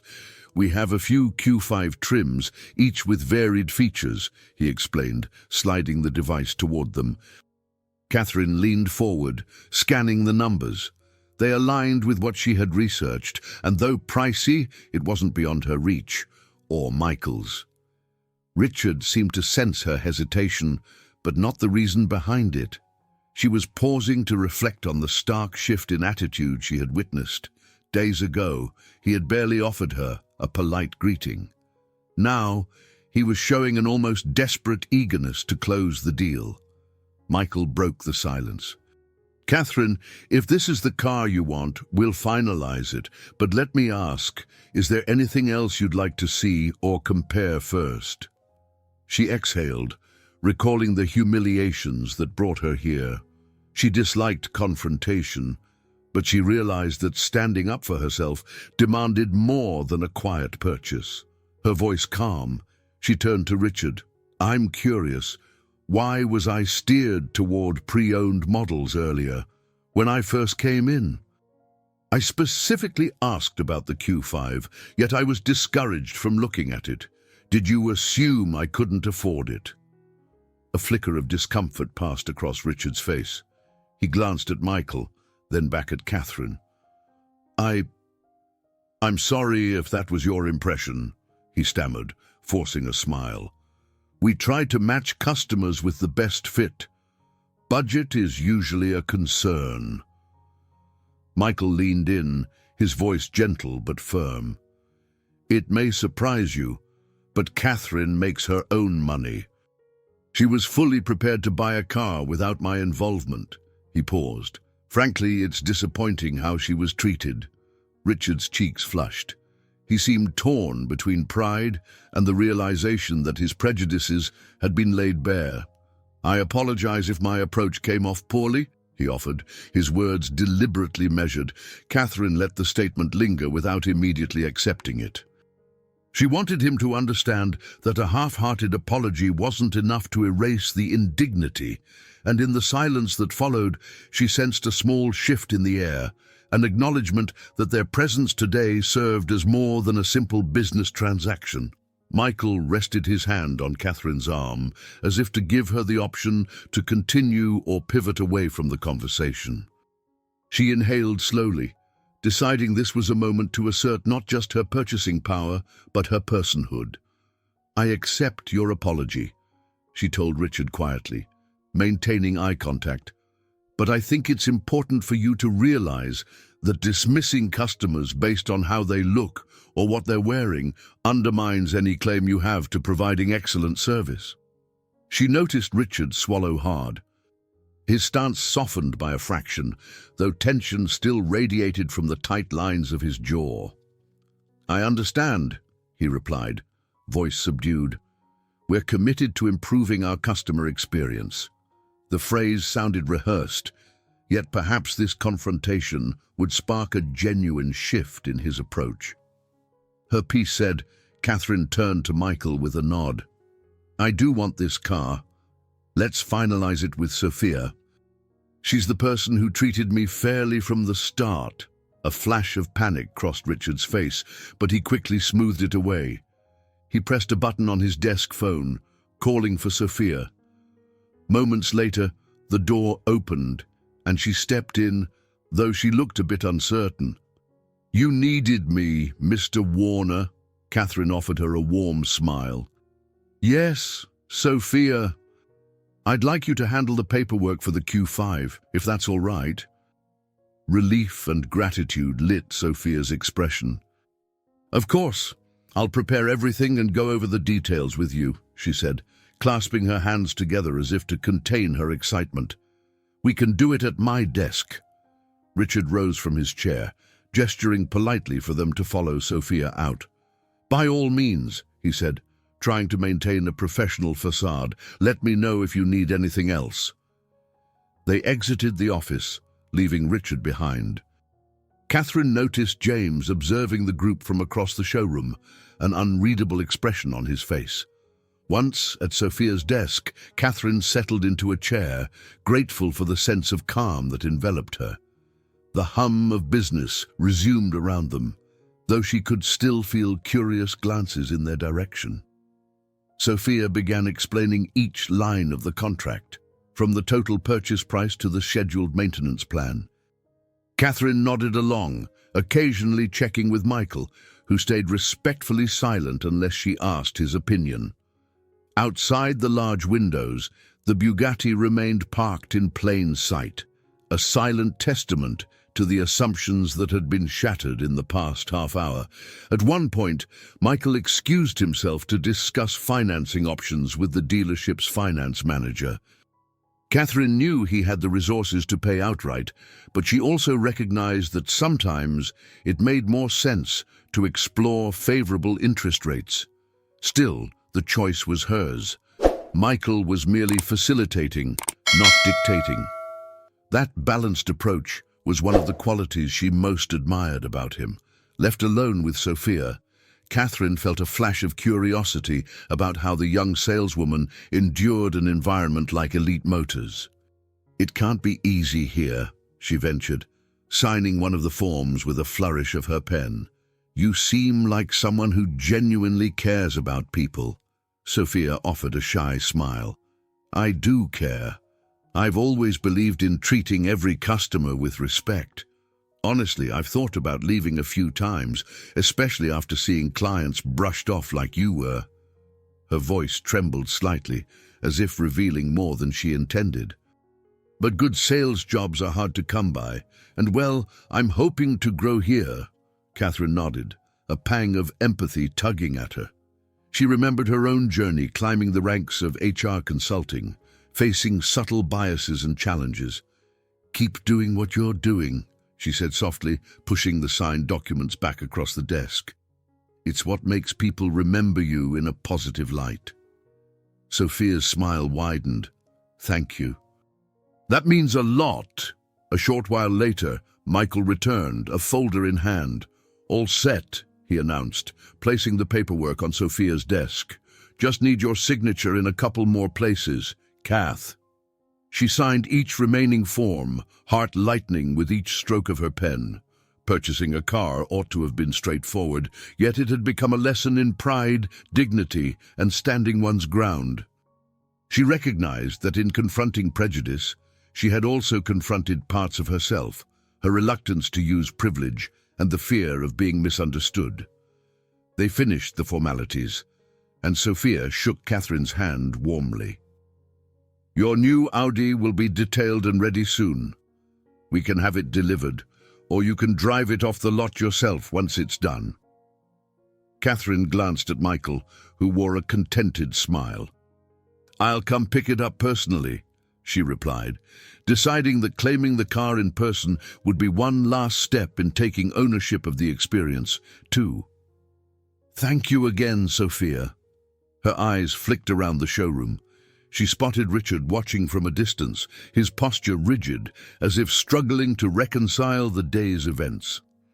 Though no dramatic confrontation had erupted, a quieter reckoning had taken place, one that Catherine hoped might spur deeper changes for customers who followed.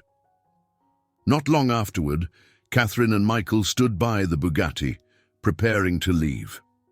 Thomas had pulled the car around again, and the drizzle had turned into a misty haze that softened the dealership's modern lines.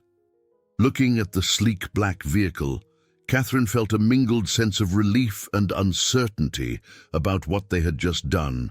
In many ways, they had accomplished their goal. She'd purchased her Q5 without letting Richard's biases dictate her decision. Yet she couldn't shake the lingering questions about privilege and her own values. "Ready to go?" Michael asked gently, placing a hand on her shoulder. She nodded, still absorbing the swirl of emotions.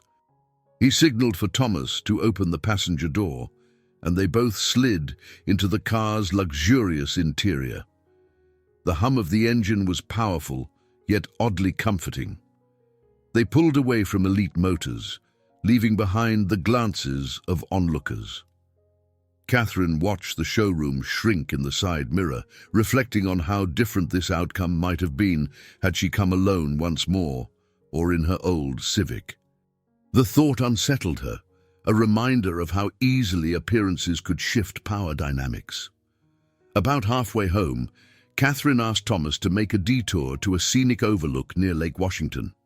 It was a spot she and Michael often visited to think and talk in quieter moments. The grey clouds hung low, but the view remained impressive, water shimmering under the dull light, evergreen trees lining the shore. They got out of the car, stepping carefully onto the damp grass. Michael took her hand and led her toward a simple wooden bench beneath a leaning cedar tree. The air smelled of pine and wet earth. For a few minutes, they just sat there, neither speaking. Catherine finally broke the silence, her voice hushed. "Do you ever feel guilty about, I don't know, using money to solve problems?" He turned to look at her, his eyes sincere. "I've wrestled with that for years," he admitted. "My parents had a lot, and I saw how money could isolate us from real-world struggles. I don't think wealth is inherently bad, but it comes with responsibility. I try to invest in startups that have social impact or fund scholarships so that kids from low-income backgrounds can chase their dreams." She nodded, absorbing his words. "I appreciate that," she said quietly, "and I know you've never tried to force luxury on me.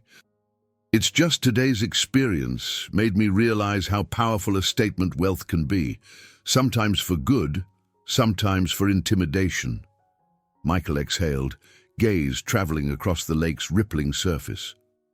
"The difference, Kathy, is in how we choose to use it," he said. "Bringing the Bugatti wasn't about gloating, it was about making someone see that they misjudged you, and I think we accomplished that." Her lips curved into a half-smile. "I guess we did." A sudden wave of emotion welled up, and she swallowed hard. "Part of me feels vindicated. Another part wonders if I sold out, letting a flashy car speak for me." "You didn't sell out," Michael replied, wrapping an arm around her shoulders. "You walked in there as you always do, your authentic self. The car was just the opener. The real statement came from your insistence on being treated with dignity." She leaned into him, allowing the reassuring warmth of his embrace. "Thank you," she murmured, "for not taking over or turning it into some big show. It meant a lot that you let me handle it in my own way." He pressed a light kiss to her temple. "I trust you to know what's right for you." Behind them, Thomas remained by the Bugatti, giving them privacy. Catherine felt a renewed appreciation for the subtle ways both Michael and Thomas balanced support with respect for her autonomy. She realized that her new Audi wasn't merely a car, it symbolized a stand she had taken. While she still believed in humility, she also recognized that there were moments to confront inequality head-on, particularly when it arose from prejudice. After a while, Michael glanced at his watch. "We should probably head back," he suggested gently, standing and offering her a hand. It's getting chilly out here. She rose, letting him guide her across the damp grass. With the lake behind them and the drizzle continuing in a soft patter, Catherine felt lighter than she had in days. They settled back into the Bugatti, closing the doors on the cool, misty air. As Thomas steered toward home, Catherine gazed at the passing scenery, her thoughts quieter now. She had walked a fine line between pride and principle, between using privilege and staying grounded. The memory of Richard's forced smile and Sophia's genuine gratitude lingered in her mind, echoing the complexities of a world where judgment so often hinged on outward trappings. Still, she felt a sense of resolve.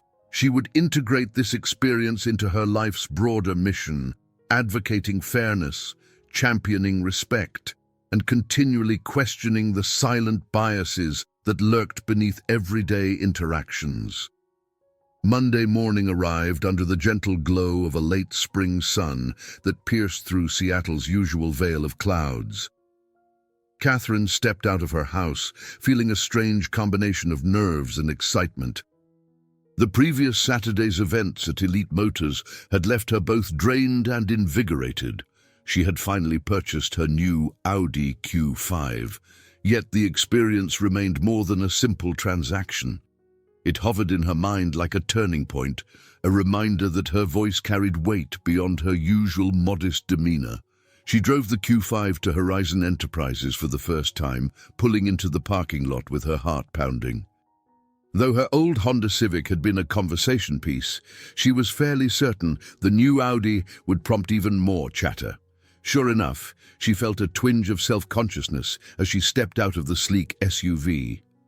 Several co-workers meandered past, some casting quick, curious glances at the glossy vehicle. She offered them polite nods, trying not to read too much into their reactions. Inside the elevator, Catherine took a steadying breath, reminding herself of the day's to-do list. Wrap up open HR cases, prepare an upcoming training session on workplace bias, and meet with her boss, Jonathan Parker. She was determined to channel the lessons from Elite Motors into her professional life. If one car-buying incident could highlight how easily biases shaped interactions, then perhaps her team's HR work could broaden that realization across entire companies. As she reached her office floor, Elena Martinez was waiting by the reception area with 2 cups of coffee. "Morning," Elena said brightly, extending one of the cups. "Figured you could use this." Catherine offered her a warm smile. "You're a lifesaver, thank you." She sipped the coffee, grateful for its comforting heat. "I saw your text over the weekend. I'll fill you in on the car stuff later." They retreated to Catherine's office, a small space with a desk, bookshelves, and a large window overlooking the city.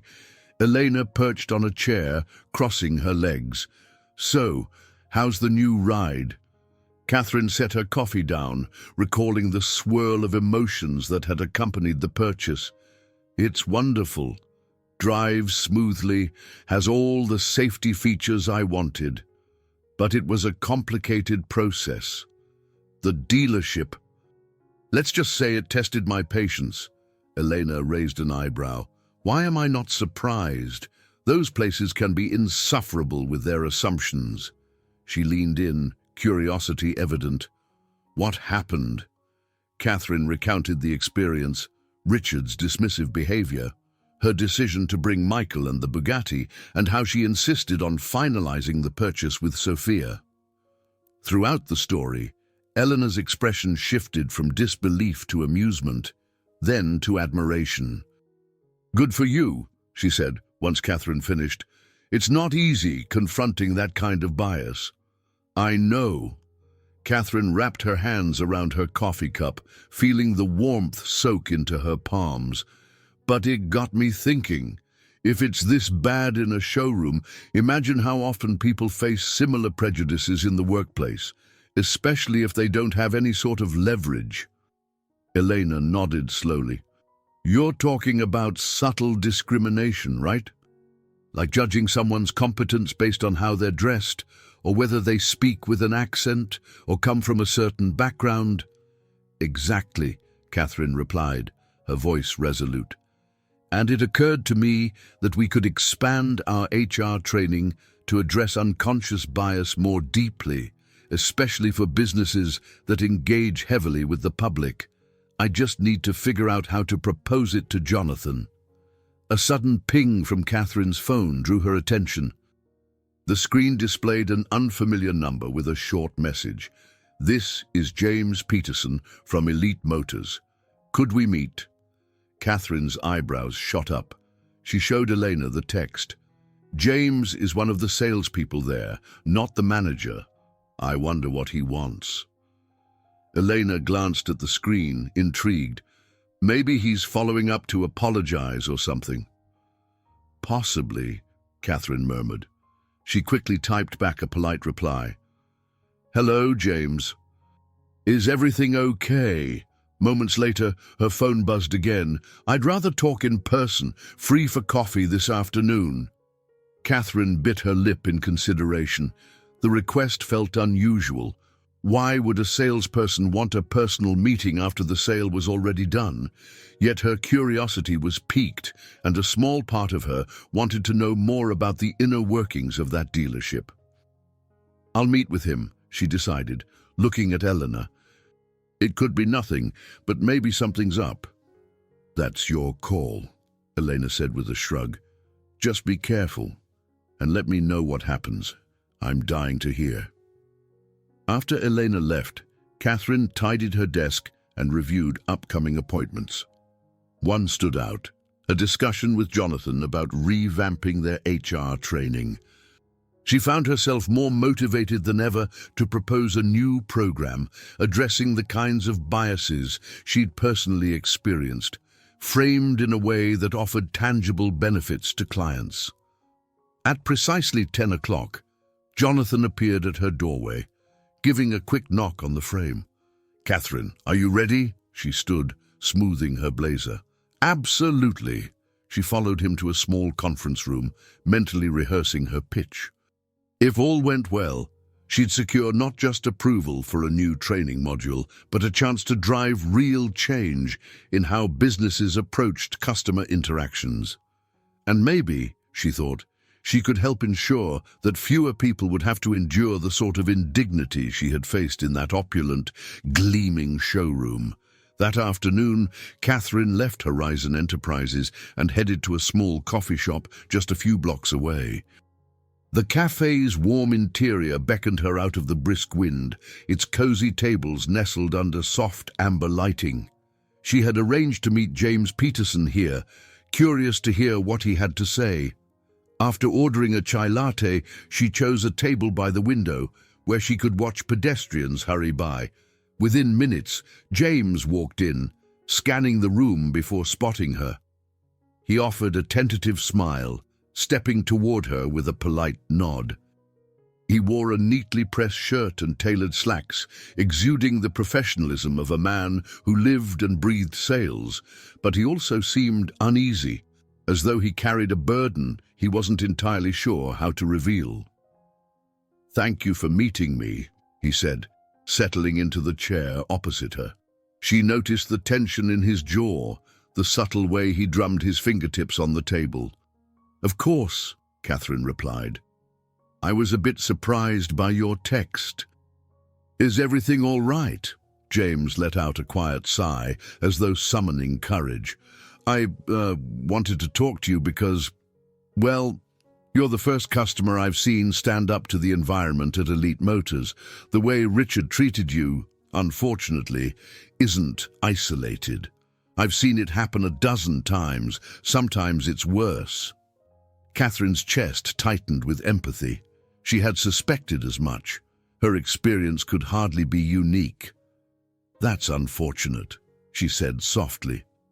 Why not speak up or leave for a dealership with a more equitable culture? He glanced away, his expression conflicted. I've thought about it, but Elite Motors pays well, and I have a family to support. I can't just quit. And Richard's sales record makes him almost untouchable. Management turns a blind eye. She sipped her latte, weighing her words carefully. I understand it's not easy to walk away, but something has to change. James leaned forward, lowering his voice. I want to help make that change, but I can't risk losing my job by going over Richard's head alone.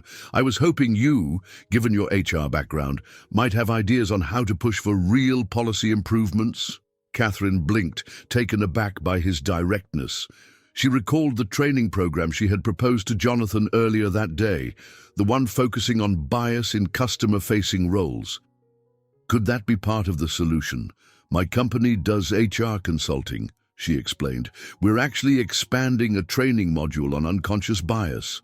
It covers everything from microaggressions to how prejudice impacts sales or customer satisfaction. Are you suggesting we bring something like that to Elite Motors? His eyes lit with cautious hope. Yes, exactly. If corporate higher-ups see that an outside consultant is offering solutions tied to revenue and customer retention, they might pressure Richard to change. Maybe it'll even force him to attend sessions or adopt new policies. Catherine mulled it over, a swirl of excitement mingling with hesitation. She could see the potential. Her negative experience might serve as a catalyst, sparking transformation beyond a single salesperson's attitude. I'd need data, examples, evidence to show how bias is hurting the dealership's bottom line, she said. From you, or from any colleagues who are willing to speak up. James nodded, lips pressed tightly. I've been documenting instances for a while, though not always officially. Notes, dates, situations where clients were steered toward cheaper models or outright ignored. Nothing's formally filed, but I can compile it. Be careful, she cautioned.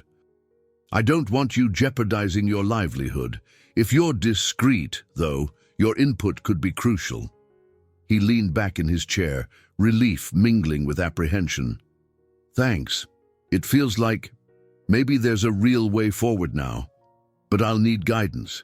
I've never dealt with corporate politics on this level. Catherine offered a small smile, setting down her empty latte cup. I can't promise miracles, but I'll do what I can. My boss, Jonathan, is supportive of rolling out broader bias training. If we can make a case that Elite Motors will benefit, we might get them on board. I also know someone who might be influential in the dealership's corporate chain. She briefly thought of Michael's mother, Eleanor, who occasionally invested in various businesses, but more significantly, how Michael's network might connect them to higher-level owners. James exhaled, the tension in his shoulders easing a bit. Thank you, Catherine. This means a lot. Please keep me updated on any steps we can take. They exchanged phone numbers. Before leaving, Catherine gently touched his arm. I appreciate your honesty. It took courage to reach out. Let's see if we can turn a bad situation into something constructive. He managed a faint grin. That's all I want. With that, he picked up his coat and slipped out, disappearing into the busy sidewalk traffic. Catherine stayed behind for a moment, watching the swirl of people outside. Her heart pounded with a quiet resolve. For years, her work in HR had been about shaping fair policies and uplifting those whose voices often went unheard. Now, a personal brush with prejudice might be fueling the most meaningful project she'd tackled yet. If successful, it could protect countless future customers and employees from the kind of indignities she'd faced, and possibly even transform the very culture at Elite Motors from the inside out. As the week progressed, Catherine found herself juggling multiple tasks at Horizon Enterprises, while also delving deeper into the possibility of a training initiative tailored for Elite Motors.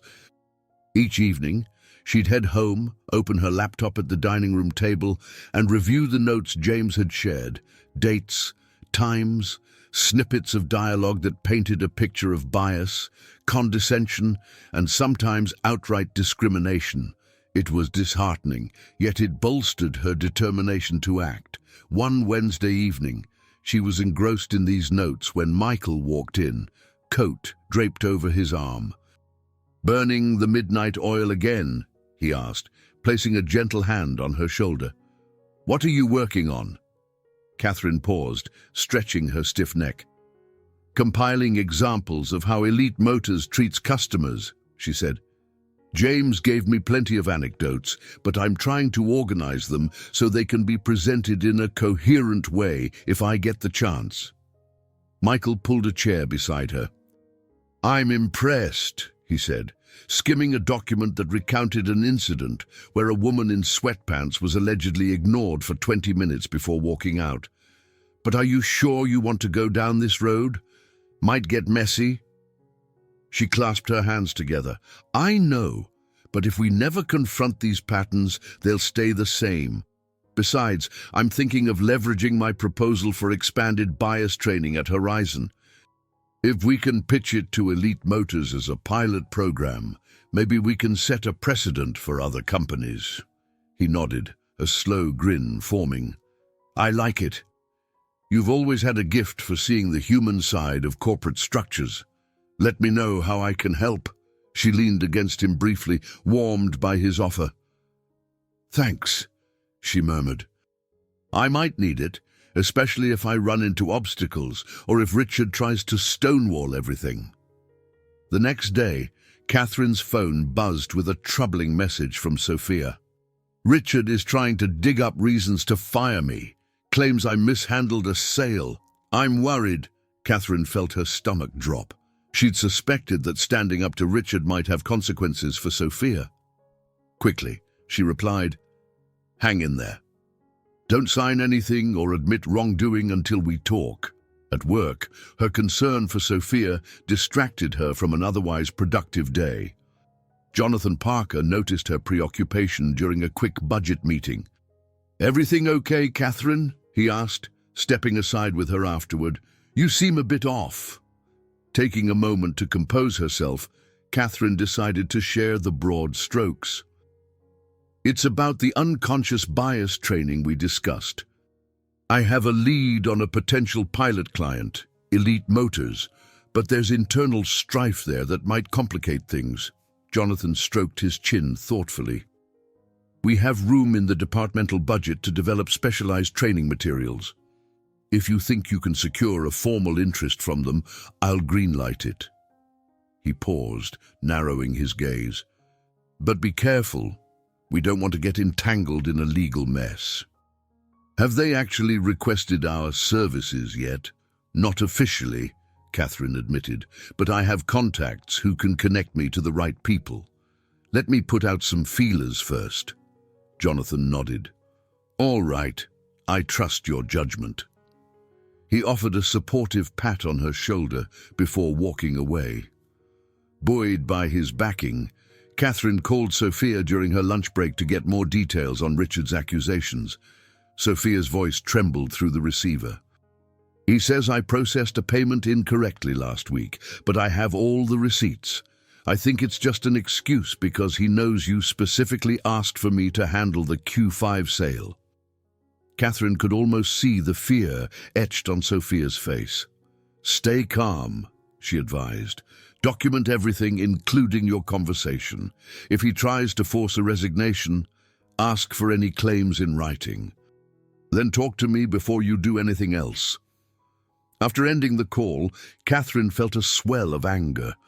She abhorred how someone could weaponize job security to punish an employee for simply doing the right thing. This was precisely why structural changes were needed. Good people like Sophia shouldn't have to fear retaliation for treating customers fairly. That evening, Catherine and Michael sat down for a quiet dinner of homemade pasta. As they twirled spaghetti onto their forks, Catherine updated him on Sophia's plight. He frowned, setting his fork aside. "That's rotten. Is there any way we can intervene more directly?" Catherine mulled it over. "I can't waltz in there and start quoting HR policy. But if the corporate ownership of Elite Motors gets wind of a potential scandal, especially if they see how it could hurt their reputation, they might step in."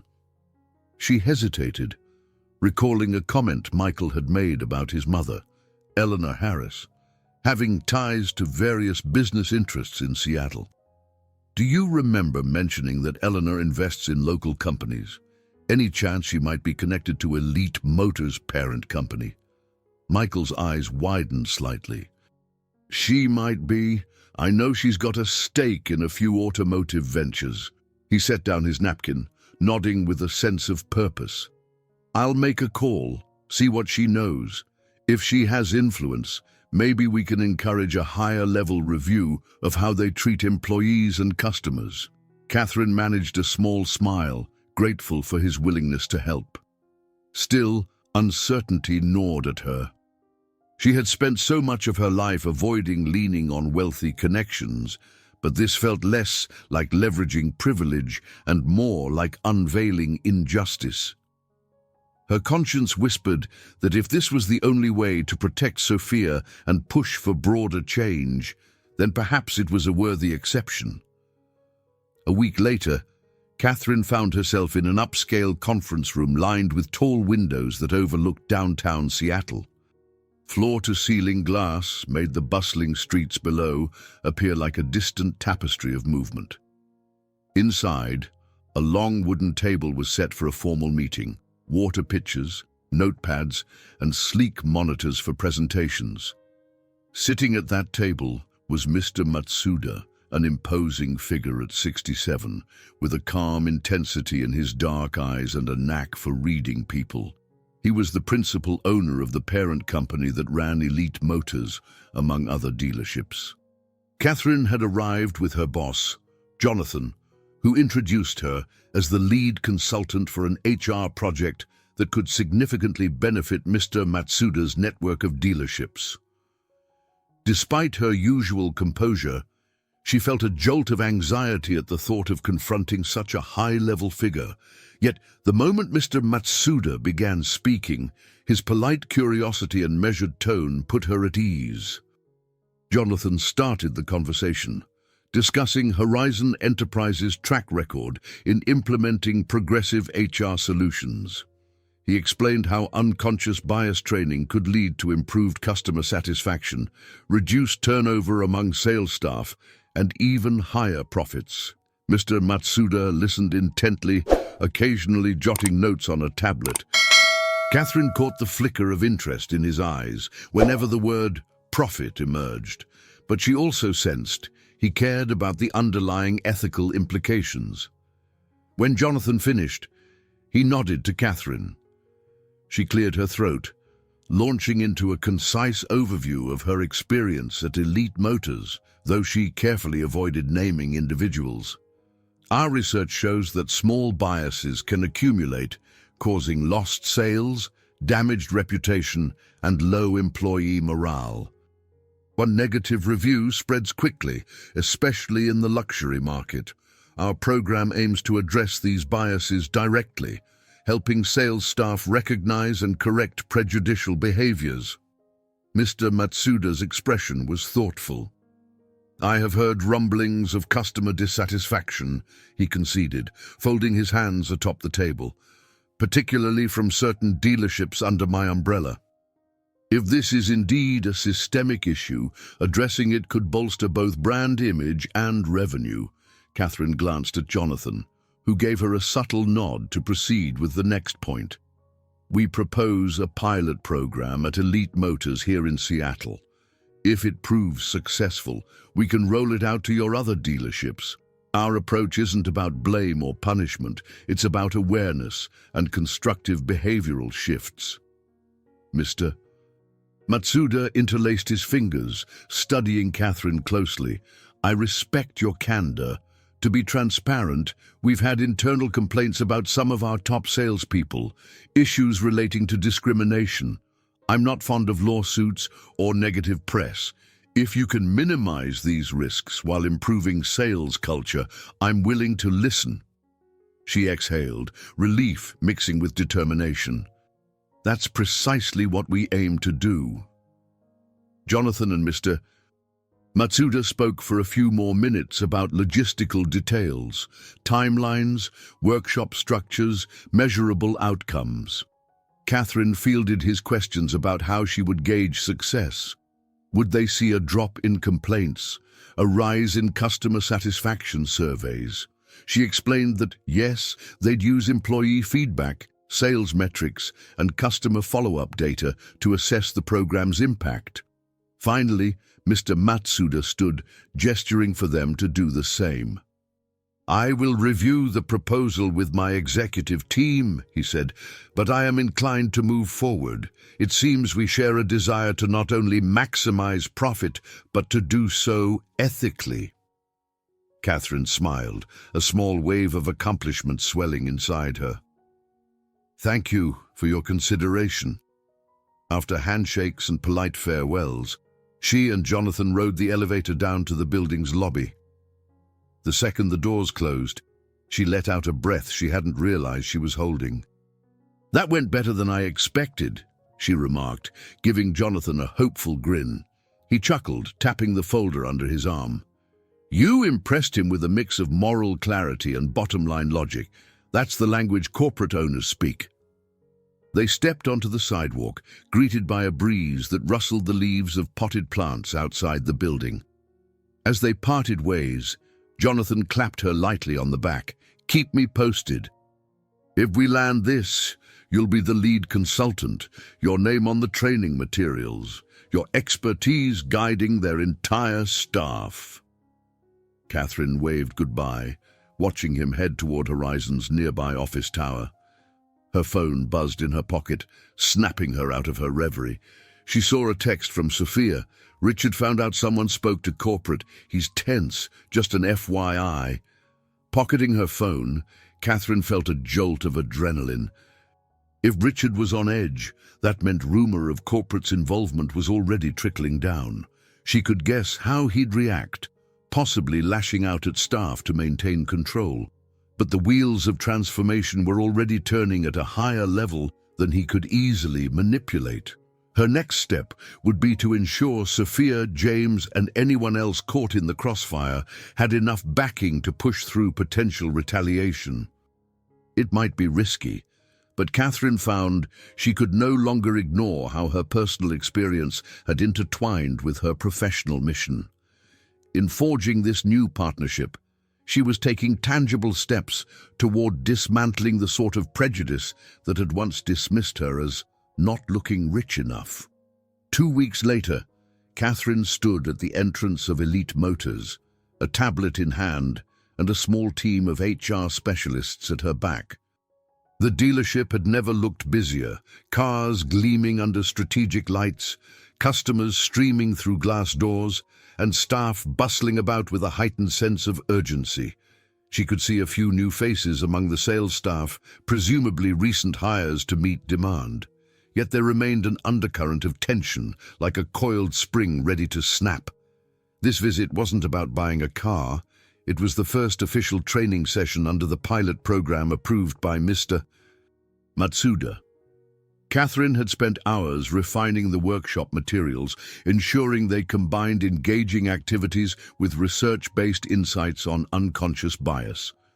Standing beside her were 2 colleagues from Horizon Enterprises, Brian, who specialized in corporate diversity programs, and Leah, an experienced facilitator adept at navigating challenging group dynamics.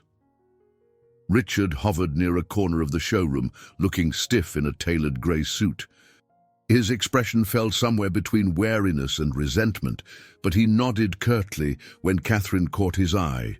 Sophia, on the other hand, offered a subtle, encouraging smile as she guided other employees to a makeshift seating area set up near the back offices. James was there too, shooting Catherine a grateful glance. "Shall we get started?" Brian asked, keeping his tone bright to counter the palpable tension. "Let's do it," Catherine replied. They walked to the designated spot, a row of chairs lined up in front of a presentation screen. She noticed Richard standing behind everyone, arms folded. A few employees seemed curious, while others appeared defensive, as if they expected to be lectured. She recognized that winning them over required empathy and tact, not finger-pointing. After greeting them, Catherine dove into an introductory exercise. Let's talk about first impressions, she said, projecting a short video that depicted various customers entering a store under different circumstances. In each scenario, employees either ignored or prioritized the person based on outward appearance. I'd like to hear your reactions. Which customers in the video do you think ended up purchasing something expensive? Which ones didn't? James spoke up first, clearing his throat. I guess the suit and tie guy would buy big int, but it turned out he was just browsing.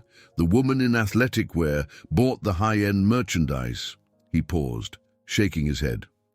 Kind of felt like a trick. Catherine offered a sympathetic smile.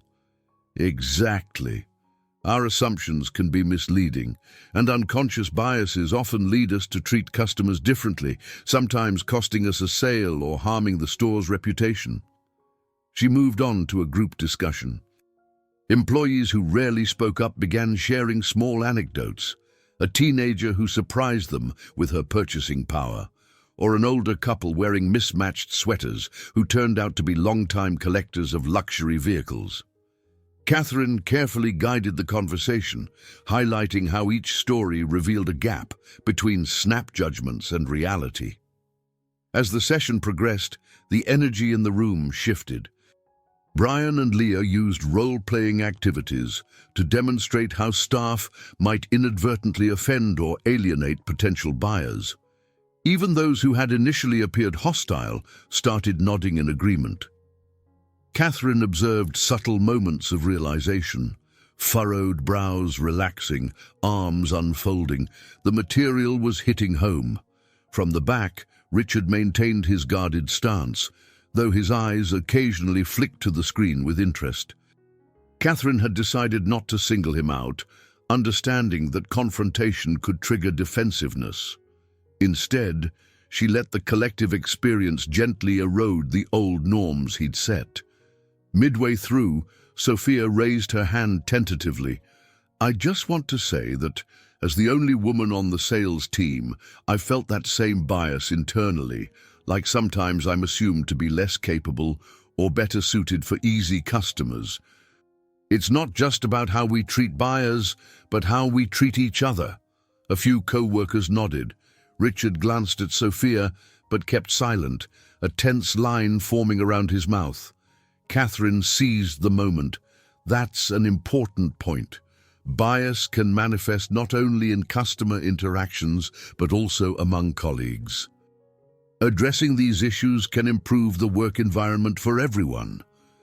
An hour later, the training session wrapped up with a short questionnaire designed to gauge employees' initial reactions.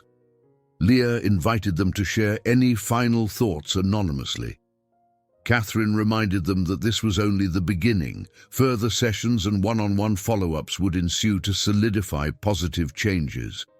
When the group dispersed, Richard approached Catherine, his posture less rigid. That was informative, he said quietly, choosing his words with care. I'll admit I was skeptical at first. Catherine offered him a polite nod. I appreciate you sticking through it. I hope it sparks ideas on how to improve customer engagement. Everyone stands to benefit. He hesitated, as though weighing whether to say more. We'll see how it goes, he finally managed, glancing away.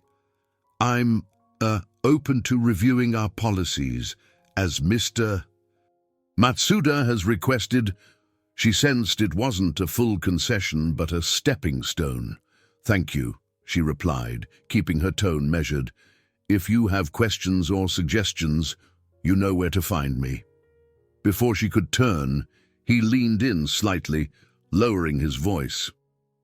I've built a career on reading customers. Maybe I misread a few. I'm aware of that now.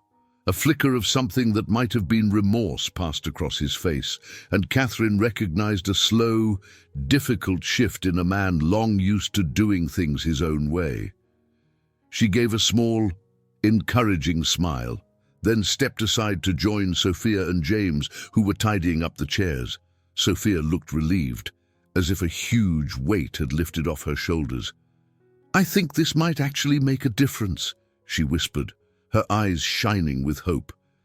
James nodded, offering Catherine a heartfelt thank you. It struck Catherine that a single workshop wouldn't magically reform an entire culture, but it was a critical first step. The real trial was ongoing, ensuring these insights became daily practice, protecting employees like Sophia from backlash, and reminding managers like Richard that a person's attire or demeanor did not equate to their worth. As she helped her team pack up their training materials, she felt the first stirrings of genuine optimism that Elite Motors, and perhaps other businesses, could become places where dignity trumped prejudice. A cool breeze drifted through the open window of Catherine's home office as she wrapped up a video call with Sophia. The sun was just setting over Seattle, painting the sky in shades of rose and tangerine. From her desk, Catherine could see the silhouette of her newly acquired Audi Q5 parked in the driveway. It felt surreal to compare this moment of calm to the turbulence of just a few weeks ago. Now, with the first wave of training at Elite Motors behind them, she sensed that many of the threads in her life were converging toward a new equilibrium. After bidding Sophia a cheerful goodnight, assuring her that additional support would follow, Catherine closed her laptop. She thought back to the day she'd first walked into that dealership in jeans and sneakers, how she had been overlooked as if her worth depended on designer labels. That memory had once filled her with indignation, but now it carried a different resonance. It had become the spark that ignited a broader quest for empathy and fairness, culminating in a training program that was steadily gaining traction beyond Elite Motors. She rose from her chair, stretching her arms overhead, and stepped into the hallway. Through the windows, she spotted Michael arriving in his own car. He parked beside her Q5 and exited with a warm smile that reached his eyes the moment he saw her watching from the doorway. In times past, she might have braced herself for his subtle hints that she upgrade her old Civic.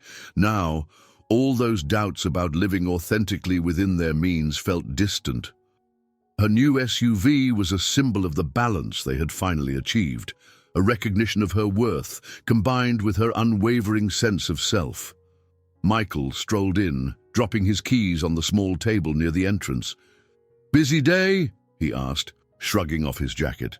Catherine nodded, stepping forward to give him a brief hug. "Good busy, though," she replied. "I wrapped up a call with Sophia. She sounds more optimistic. She said the sales team has been more open-minded since our initial training workshop." He arched an eyebrow, genuine interest glowing on his face. "That's great to hear. Did she mention Richard at all? Is he coming around?" A small chuckle escaped her lips. "She said he's mellowing slightly. He isn't exactly Mr. Congeniality, but he's toned down the condescension. Apparently, corporate is keeping a close eye on performance metrics, and he's aware that his future might depend on how well he adapts." Michael nodded thoughtfully. "Sometimes accountability is all it takes. Of course, real change goes beyond box ticking, but it's a start." They wandered into the kitchen, where Catherine had left out the fixings for a simple salad and grilled chicken. While she chopped vegetables at the counter, Michael set the table, his movements easy and unhurried. It struck her how much their daily routines had evolved. Once upon a time, she might have insisted on doing everything herself to avoid feeling like an idle beneficiary of his success. Now they quietly shared tasks, each contributing in ways that felt natural.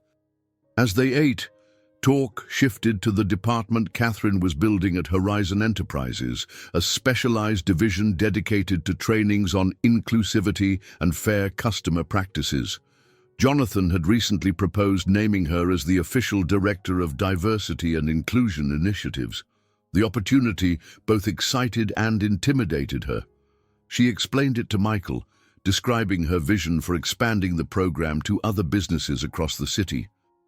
He listened intently, occasionally offering a question or a gentle suggestion.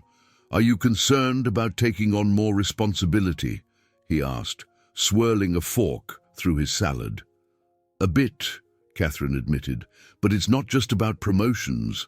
It's about shaping how companies handle unconscious biases. I keep thinking of how many people out there face daily barriers that remain invisible to those with more privileged backgrounds." Michael reached across the table, giving her hand a light squeeze. "You're passionate. That's what makes you so good at this. Remember, you're not alone. You'll have a team. And if you ever need an outside perspective, I'm here." She offered a grateful smile. "Thank you. I'll hold you to that." The conversation wound down as they finished their meal, clearing dishes with a relaxed teamwork that once again reminded her of the harmony they'd struck over the years. Later, they found themselves on the living room sofa, sipping herbal tea, while soft jazz played in the background. Michael scrolled through the day's financial news on his phone, occasionally reading out a headline. Catherine, by contrast, contemplated a spreadsheet on her own device, planning the next steps for the training rollout. When she finally set aside her tablet, her gaze drifted to a framed photo on the mantel. It captured a moment from their wedding, both of them laughing against a backdrop of cherry blossoms. She remembered how simple and genuine that day had been, how no amount of money or status could rival the sincerity they shared. After a peaceful silence, Michael placed a hand on her knee. "Penny, for your thoughts," he teased gently. Catherine turned to him, eyes soft. "I was just thinking about how everything feels like it's coming full circle. Once, I was the woman who hated the idea of luxury, and I still do, in many ways, if it's about flaunting wealth. But it's not about the car you drive or the clothes you wear. It's about your heart, your ethics, how you treat others. That's the real measure of who you are." He nodded, threading his fingers through hers. "And that's a lesson not just for you, but for everyone, myself included." They settled back into the sofa cushions, letting the evening unfold in quiet harmony. Even as the city's lights flickered through the windows, Catherine felt a profound sense of completion. She had started a necessary journey, one that, ironically, began when her battered Honda struggled in the rain, and found herself at a place where her principles and her reality aligned more fully than ever. Yet she sensed this was only the start of a larger impact she could have, reaching beyond her own life to reshape the mindsets of many. Under the fluorescent lights of a bustling convention center, Catherine stood beside a sleek poster displaying the logo of Horizon Enterprises. The bold letters spelled out Diversity and Inclusion Summit 2025, an event that drew HR professionals, business owners, and community leaders from across the region. She glanced around at the rows of booths, each one featuring companies touting new approaches to workplace equity and unconscious bias training.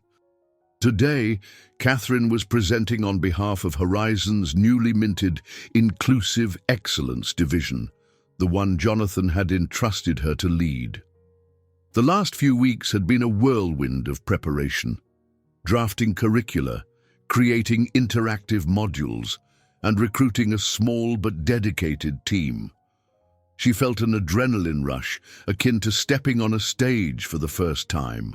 Elena appeared at her side, handing over a stack of brochures.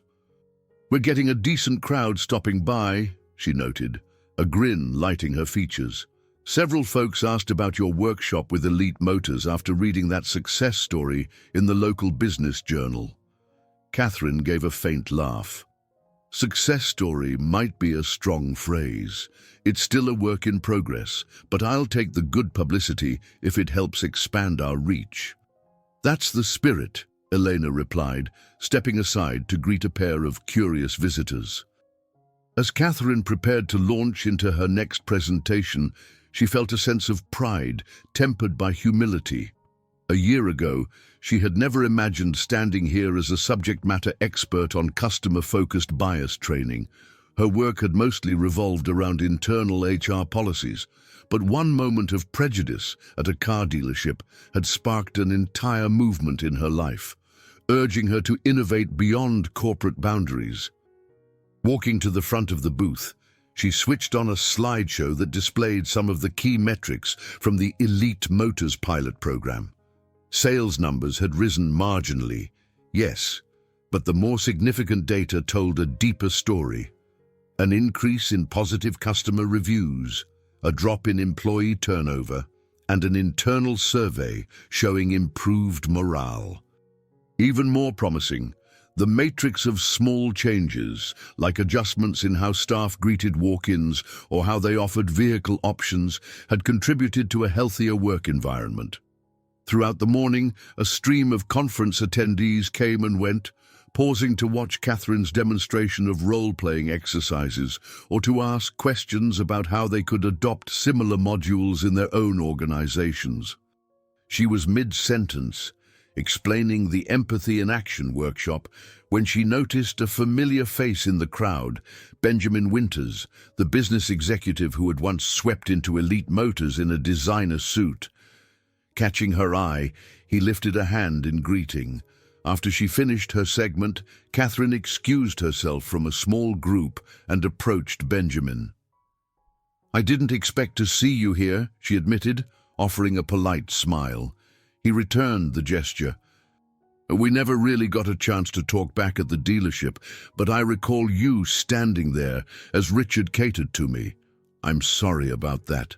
I had no idea." "It wasn't your fault," Catherine replied gently, "but I appreciate the acknowledgement." Benjamin nodded, crossing his arms. "I actually watched from the sidelines as things unfolded. When I heard about this summit, I decided to attend.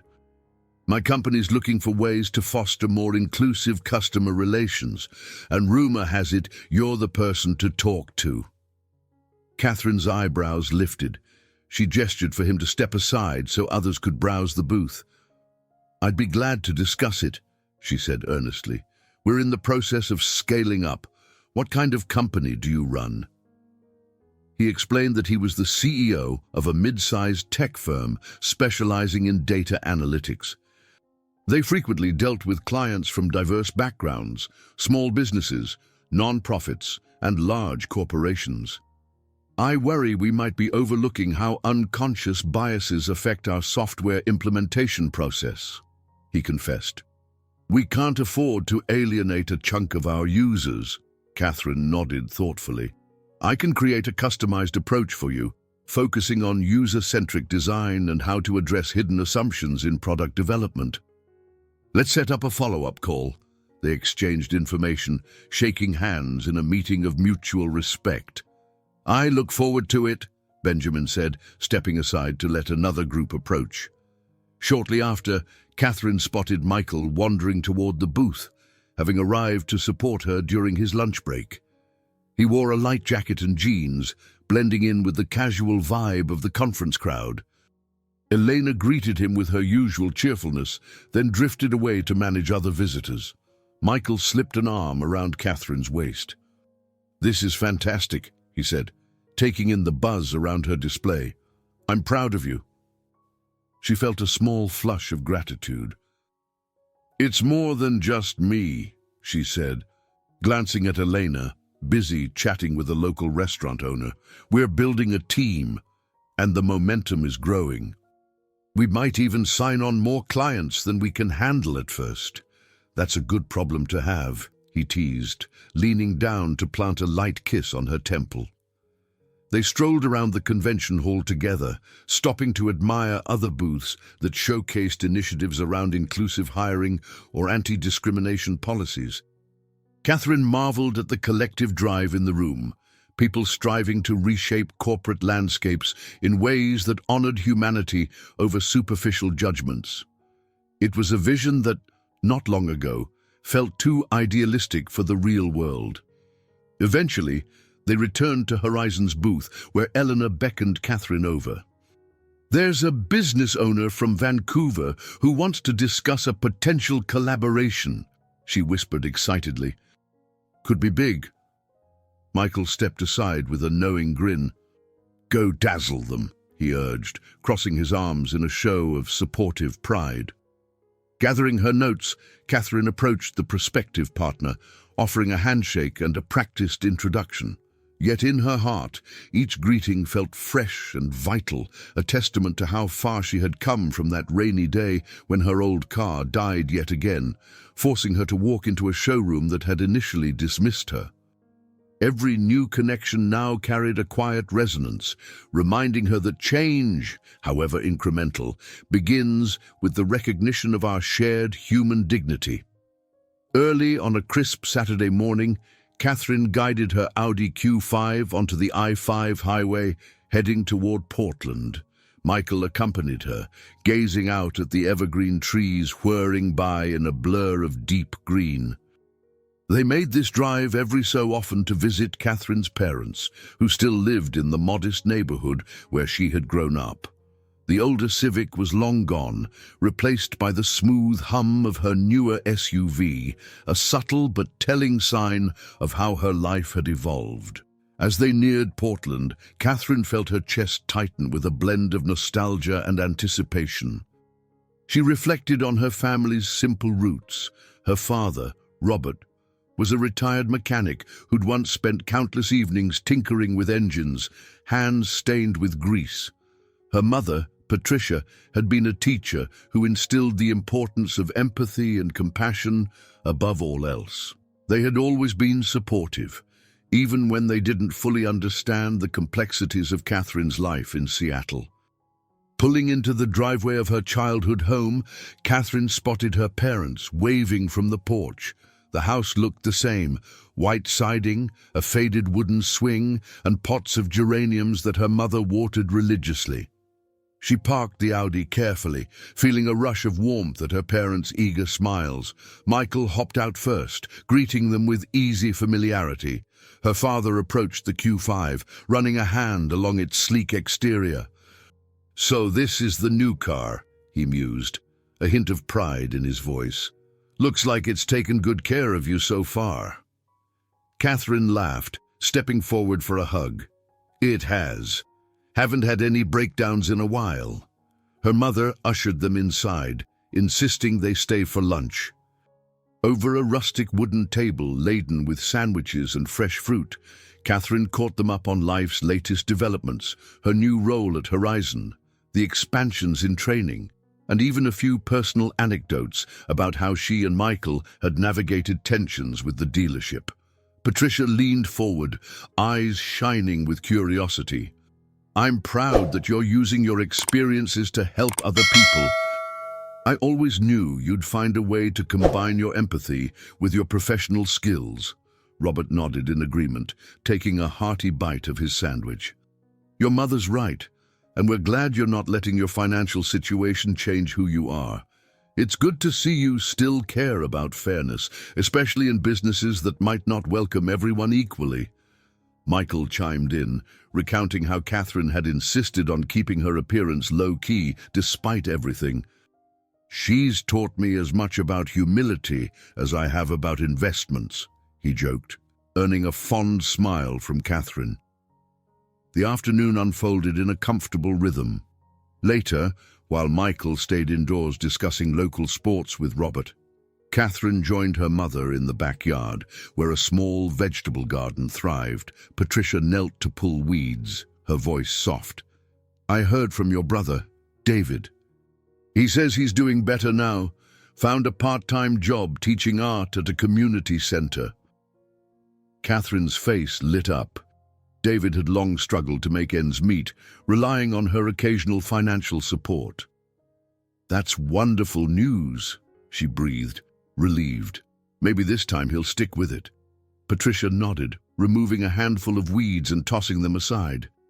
"He said you inspired him, mentioned how you stood up for yourself and others at that dealership.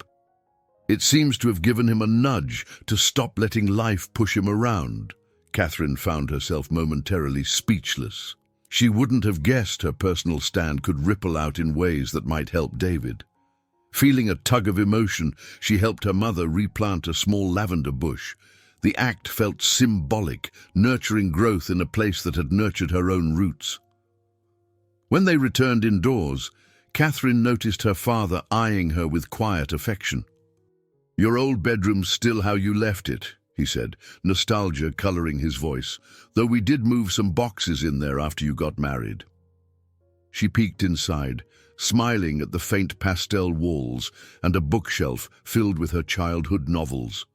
On one shelf stood a photograph of her at 16, beaming proudly as she held up a learner's permit. Another shot captured her wearing overalls, covered in car grease as she helped Robert fix a battered old engine. The memory sent a wave of gratitude washing over her. Eventually, she and Michael prepared to leave, hugging her parents goodbye at the threshold. Robert patted her shoulder, his gaze meeting hers with a sincerity that made her chest tighten. "Keep doing what you're doing, Kat. You're making a difference."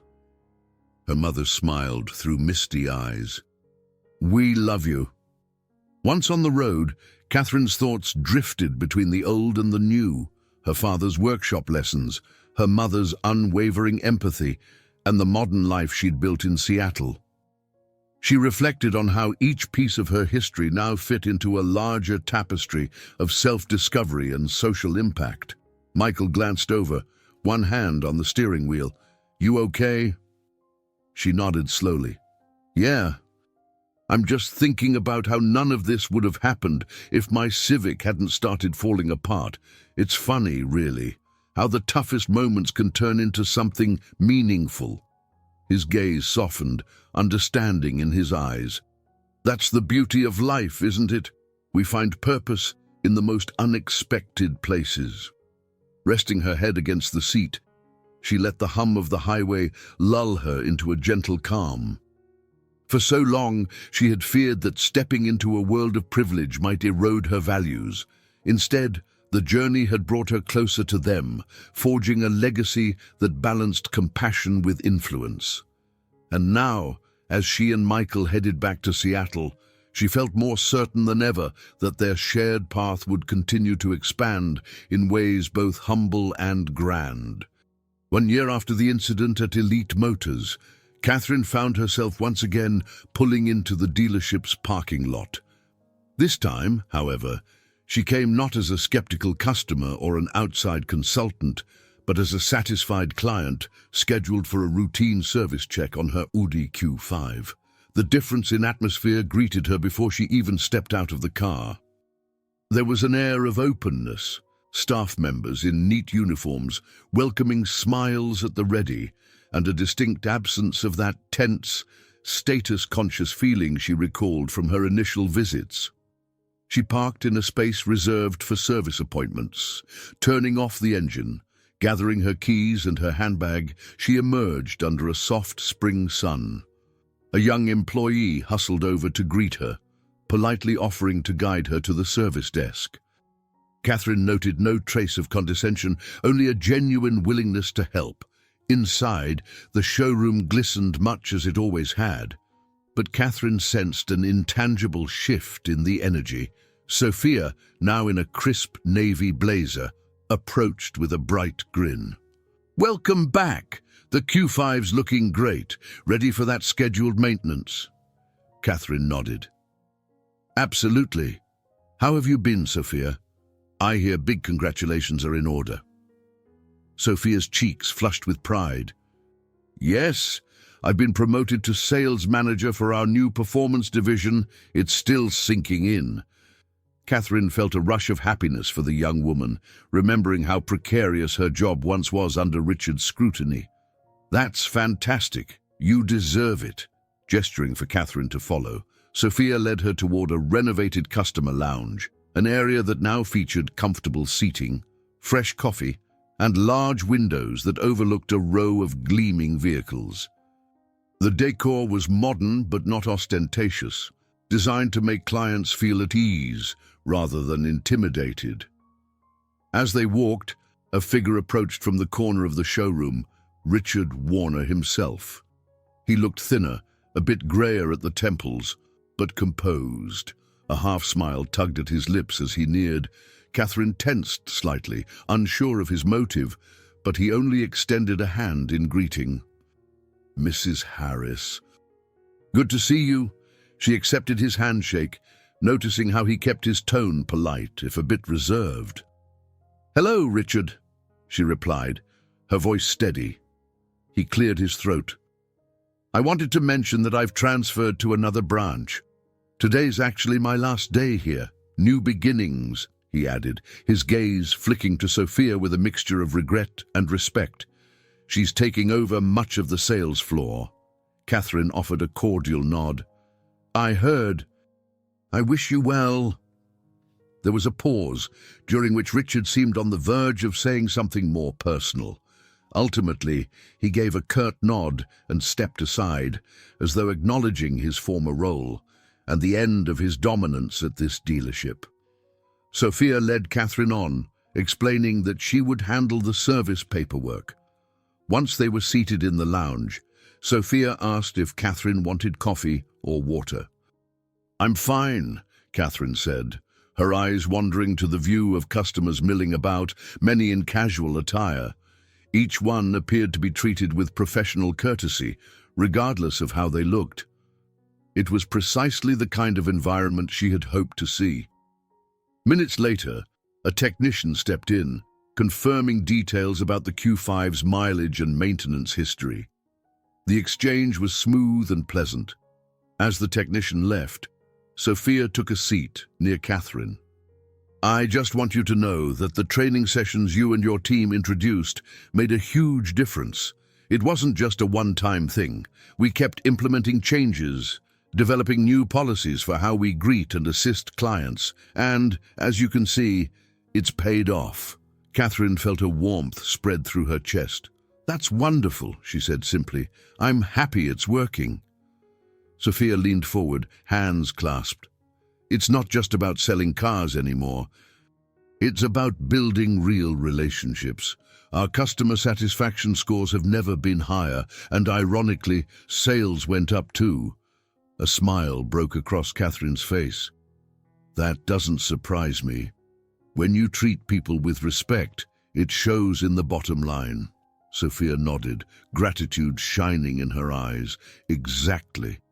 And it all started when you walked in here that first day, refusing to let yourself be dismissed.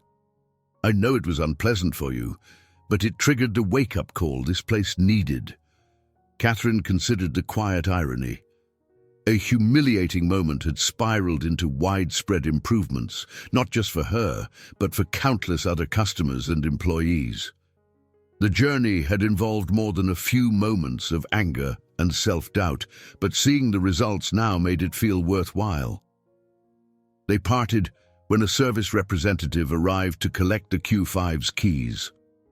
Catherine sat down to wait, recalling the many twists and turns that led her here, from her breakdown-prone Civic to the rare Bugatti Cameo, from heated confrontations to behind-the-scenes negotiations.